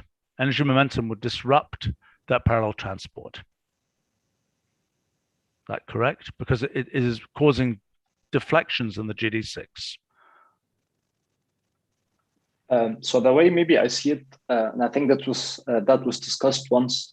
So the higher the level of mathematical knowledge, the greater the proof redundancy, right? Which is positive curvature. Curvature is reflected in the presence of unresolved branch pairs, right? So curvature leads to the difficulty of theorem proving, and causal disconnections prevents theorems from being proved. Yes. Right. So I guess the generalized Einstein equations would be proof redundancy, which you get positive curvature. Right. Okay. So that's your point is proof redundancy. And I think you only get proof redundancy when you have a higher level of mathematical knowledge. Which, as Xerxes said, that's something you get at the metamathematical space level. Right. To get proof redundancy, you claim. I mean, it's not self-evident to me. You might need. But in order to get this proof redundancy, wouldn't one need something more, in the sense that when one is making, when a mathematician is making a connection from one field to another, it's often presented in the form of some set of dualities, some bunch of dualities, and you say that, well, you can either express it at the kind of lower level where you literally try to map all the symbols and all the relations, or you might simply map certain coarse-grained objects in that to coarse-grained objects in the other. But it is at the level of some dual mapping, which is what I sort of alluded to with the parallel transport idea, right? The parallel transport is saying that this object or this collection of objects in this one field parallel transports to another. Right. But that's saying that the failure of parallel transport is the same thing as proof redundancy, isn't it? Yeah, okay. Mm-hmm. Right. So then the question of the presence, so clearly, if there's an event horizon, all bets are off. You're not going to get from this place to that place. Mm-hmm. In other words, for example, if there's a decidable piece of mathematics in the middle, somehow the intuition would be you can't get from one area of mathematics to another if you get stuck in a decidable area of mathematics, because the decidable area of mathematics doesn't have the equipment, so to speak, to represent the new area of mathematics. It's a closed-ended area. Well, I have a structural query here, which is, okay, so on the one hand, we could consider transportation or mappings or some sort of computational path or higher path from one area of mathematics to another.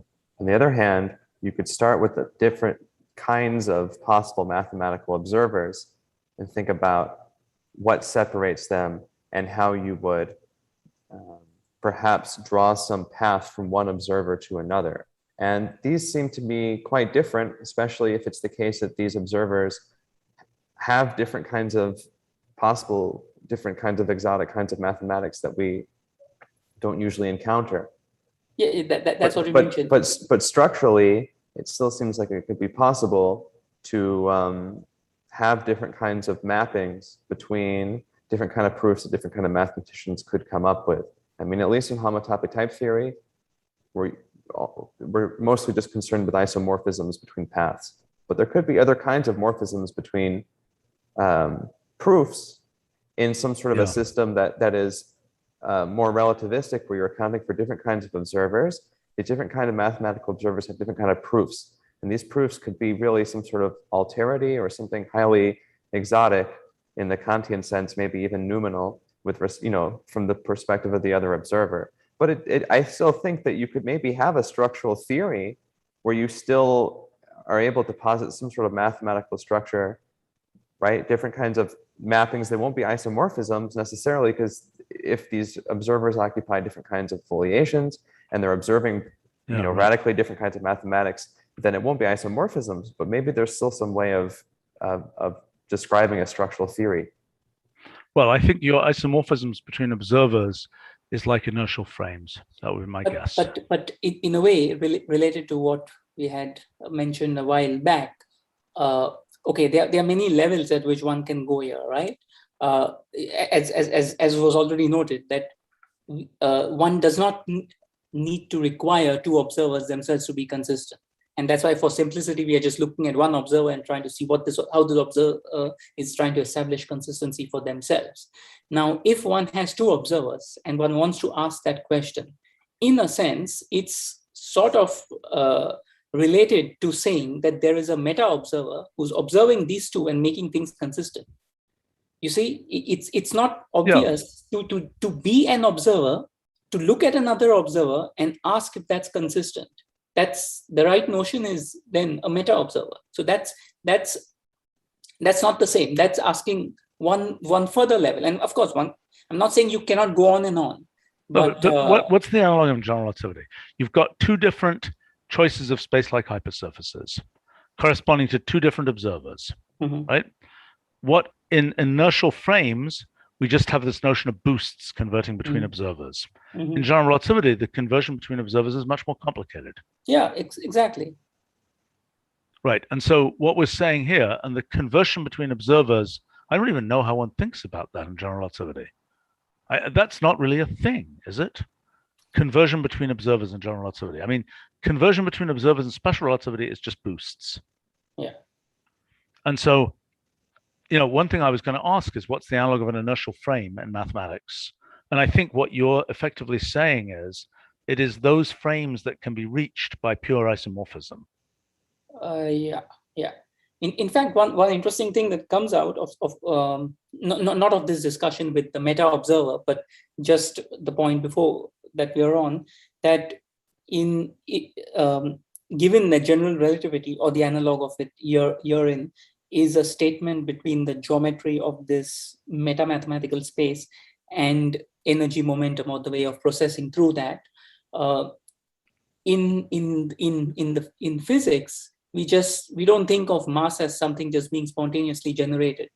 But here one can actually ask that, is this or whether there is a black hole in this space, or whether there are some nice parallel transportable paths. One can ask, can one just spontaneously generate mass somewhere in this space, so that one can kind of build a sling that goes from one end to another? I'm not sure. What do you think? Is there this space doesn't have to be a given, right? One can keep creating stuff within it. Right. I mean, that's an interesting question. What's the analog of the continuity equation for matter? Yeah.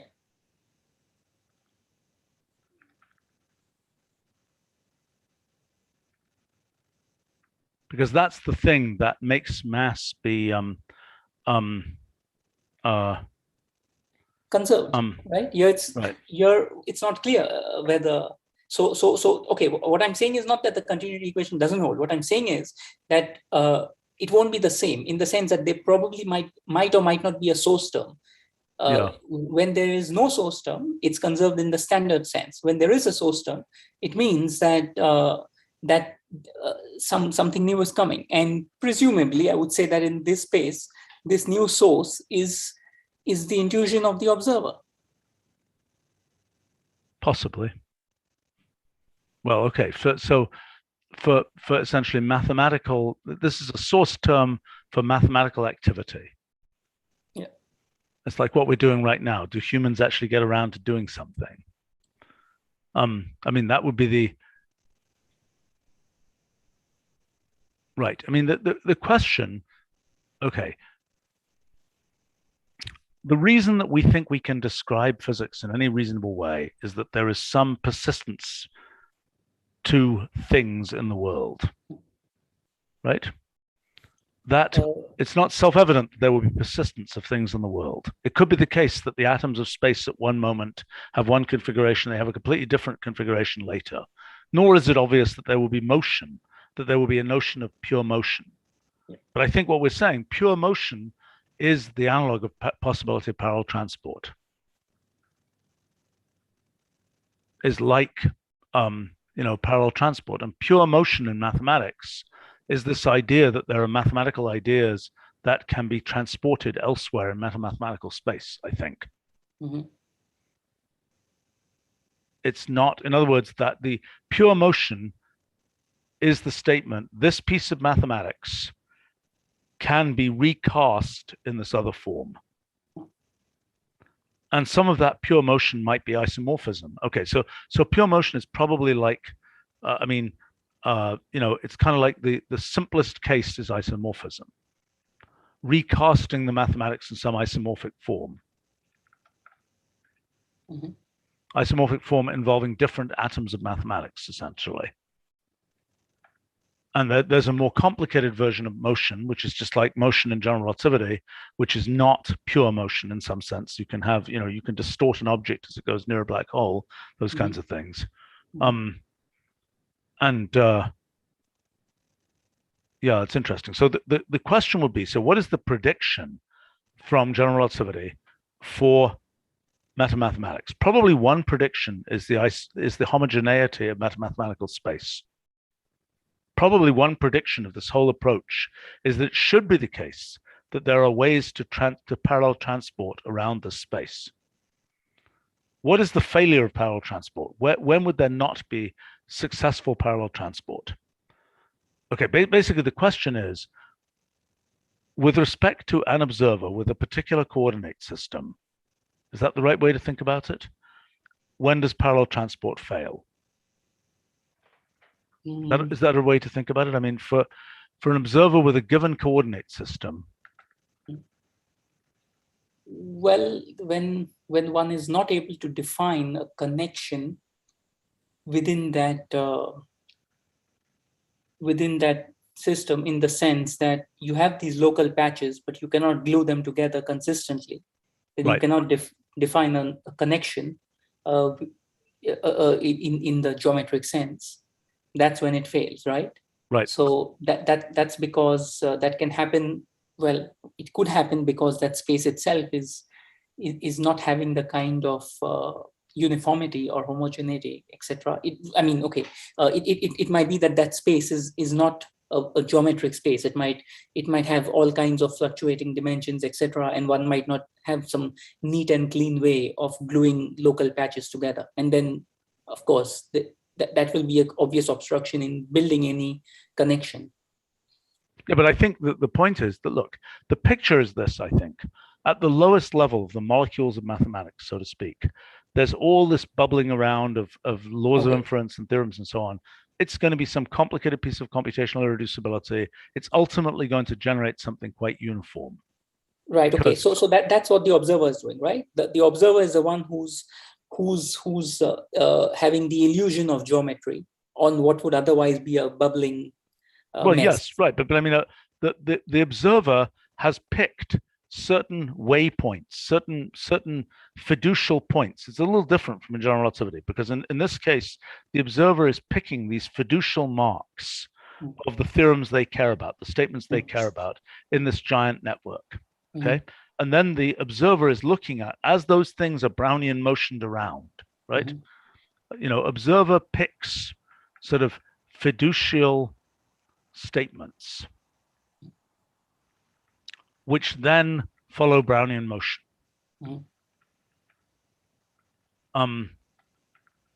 Now, and then the question is, what would cause them to fail to follow Brownian motion in a sense? What would cause them, and you know, for example, if there is a black hole in the space, and the claim would be there, let's see, because the whole point is that the thing that's a little confusing here, in the universe, there is the inexorable, you know, march of time. In mathematics, it feels like the march of time is induced by mathematicians, but I don't think that's right. I think, in other words, what is the march of time? What is the elementary time in mathematics? You know, you've got all these statements, and you apply laws of inference, you get other statements. How long does it take? As long as the mathematician takes to apply those laws of inference, right? They are in that sense generating their own time. I see. So you're saying, so okay, so if that's right, then the time is generated by the activity of mathematicians. You know, you could think of it as the collective activity of all mathematicians, and of which there are certain reference frames. Yeah, that's a good way to think about it. I mean, so time is generated by the collective activities of mathematicians, human and otherwise. One could also say that the laws of inference are the time evolution operator in mathematics. Exactly so. Yes, that's right. The and then go ahead. No, I just wanted to make a comment about maybe the difficult. Okay, since we're defining observers, the mathematical consciousness as generating critical pair lemmas that induce geodesic convergence and lead to decidable results, right? So an observer is forming a coherent picture, which might only be doable locally. And so maybe the difficult cases for having an observer are when things are strongly quantum mechanical, right? They're not compatible to something classical. Which is, I'm not sure how. The quantum mechanical case is the case where different proof. I mean, the quantum mechanics case is different proofs lead to different things, I guess. If all proofs lead to the same thing, that's kind of the classical case. The quantum case is where, go ahead. But that kind of relates to that's why earlier I made this assumption that let's think of the observer as being restricted to some finite subset of branches. And what the observer is doing is so to say, classifying or making everything classical within that finite subset of branches. They don't care what's outside that. That could well be quantum mechanical, but that's outside of them. They reach. That's not even reachable for them. Well, that's like saying that the observer has picked certain fiducial statements and is following their evolution. Yeah. But the point about it is that those fiducial statements, you know, the simpler case of the sort of Hilbert type case is the fiducial statements of the axioms, and all you ever build is that space that is generated by, you know, by the evolution of the fiducial statements. What we're saying here is there is a bubbling background metamathematical evolution process independent of your particular fiducial statements. And, you know, there's a question of what, okay, so I mean, the issue is, well, okay, so I unfortunately need to wrap up soon here, but what okay, we have a bunch of category theorists and category theory enthusiasts here. So how do you see category theory relating to the aggregate theory of this metamathematical space? Okay, that's a very open-ended. Yes, but I mean, yes. All right. So, let's see what we are trying to actually do. If what we are trying to achieve is get some analog of an Einstein's equation, what we need to then do is we need to think of this entire metamathematical space as some kind of universal type that includes all other types within it, and then try to see what type, then try to define some kind of equation of motion of that thing. So for example, if we call omega this entire metamathematical space, and this omega is itself a universal type, it could also be thought of as some higher category, and it includes all these lower order objects inside. What we are trying to ask is that as the mathematician applies the activity of doing mathematics, what is the dynamics of this entire meta space? Yep. So one is then trying to ask, like, what is the geodesic equation for this universal type, which would then be the equation of motion of metamathematics itself, as of mathematics as a dynamical system on metamathematical space. That's correct. And microscopically, that's the application of laws of inference. The question is, what is the macroscopic version of that? Right. So on the left hand side of this equation, one would have something like a sort of differential of this quantity omega, which I'm calling as a universal type, and this differential is of course defined with respect to an observer, because as we said, an observer is trying to create their own history of time in the process of doing mathematics. And the right hand side of this equation has the obvious relativistic Hamiltonian term, and that will have details about all kinds of objects that are within this universal type. I'm not sure how exactly one would define this this relativistic Hamiltonian, but roughly that should be the form of this equation. Right. Right. Well, interesting stuff. All right, go ahead. Absolutely. No, I was just gonna make a last comment with what Xexis said. So the fact that we have homogeneity of metamathematical space is what makes category theory useful in that case, right?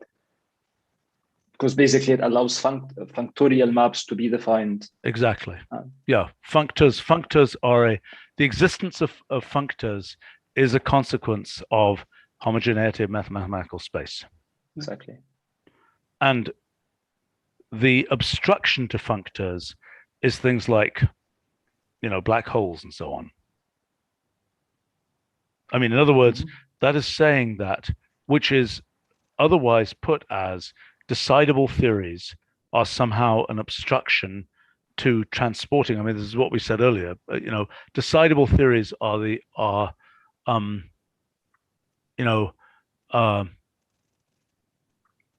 decidable theories obstruct transport in mathematical space. And because basically, as soon as you do that, as soon as you have a decidable theory, as I was saying before, you just have less capability in your theory.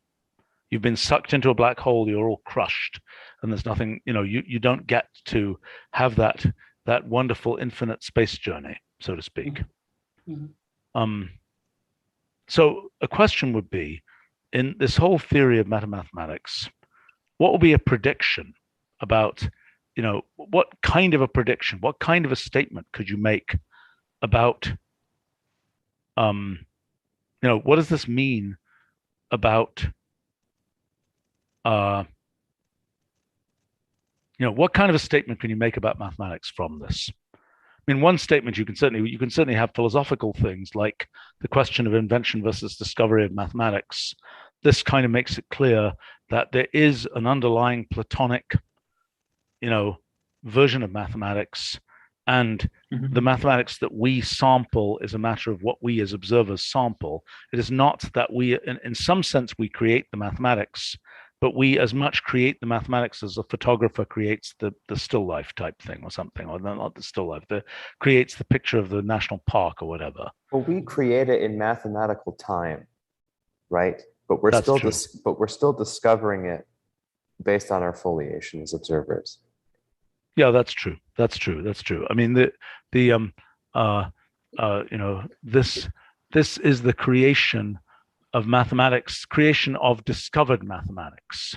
Yeah, but there are two views to this, right? One is obviously this, that based on the frame of reference, what the observer is seeing in the underlying molecular space of all possible rules, all possible math. But then there's also this subtle issue that within a metamathematical space, the analog of being able to create mass spontaneously. So there again is a place where it's not clear whether one is actually able to, the mathematician through the activity is able to create things and change the shape of this space, literally the shape of mathematical space. No, I don't think so. Exactly. I don't think so. I think that what's happening there is this notion of look, I mean, the question of energy momentum, that does ultimately depend. Well, let me think about this for a second. No, I think that all the mathematician is doing is there is this thing that is this giant Roolead type Rooleal multi-way system, and the mathematician is successfully, it is a template already laid down, and the mathematician is successfully actually building that template in a way that a mathematicien can perceive. Right. I mean, the template already exists. Look. All I'm saying is that one can a priori make a case both ways. So okay, I'm not being unsympathetic to the Platonic view. I'm just saying that here is how I would think about it. So in the Platonic view, which is more or less actually the stuff I would have anyway gone with, because initially I said this thing about there being this all these in the whole thing with this most abstract object, whether you call it the Roolead or the multiverse or whatever, you have different multi-way systems, and the mathematician is probably just restricted to some multi-way system where there's an axiom system chosen, etc. And now if you think somehow in a somehow formal geometric sense, then this entire thing, the entire multiverse, the entire Roolead is like a fibration where all these different multiways are themselves fibers. And the mathematician is of course sitting on one fiber. But now on this one fiber, when a mathematician, let's say, gets an intuition, makes a discovery, etc., geometrically, what this corresponds to is that we are this total space. We are building some kind of maps or morphisms between different branches of a fiber. We are doing completions not just within a multi-way but between multi-ways, which means we are in some sense non-trivializing the fibers, the geometry, or not directly non-trivializing, but the mathematician is sensing the non-triviality of the fibers of this Roolead. And that appears to the mathematician from their local point of view as if new mass is appearing in the space of observation. So one case that obviously makes the case for saying that all this new mass, what you think is new mass, was already there. You are just now sensing the non-triviality of these fibers. Trivial fibers would simply be that they are the trivial cross product. And when there is not a cross product, the vibration space is non-trivial. So one is that now you're just beginning to sense what was already there. And that's one argument to make on that way. On the other side, one would say that, well, we don't have to go by persistency of ideas in the same way that we do as persistency of mass. And literally new mass is being created. So one could make that case. And formally, I could just come up with a mathematical construction that says, well, in this theory, with these categories and these types, you can just have new mass coming. And in this case, new mass is just saying that there's new kind of energy momentum generated in the space, which is curving something more or less. A priori, I'm not sure if I think one would need a rule, or one would need a law or something that chooses one over one, that has a preference for one over the other. Well, they might end up being just, complementary descriptions. I mean, that all right. Could be. Could be. We should probably wrap this up. Yeah, okay. Just a second here. All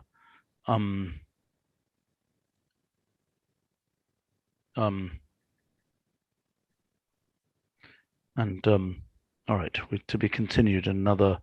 Okay. We're making progress slowly, and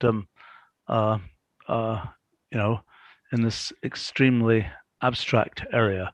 All right, well, thanks very much, everybody, and Thank you. thanks for folks on the live stream, and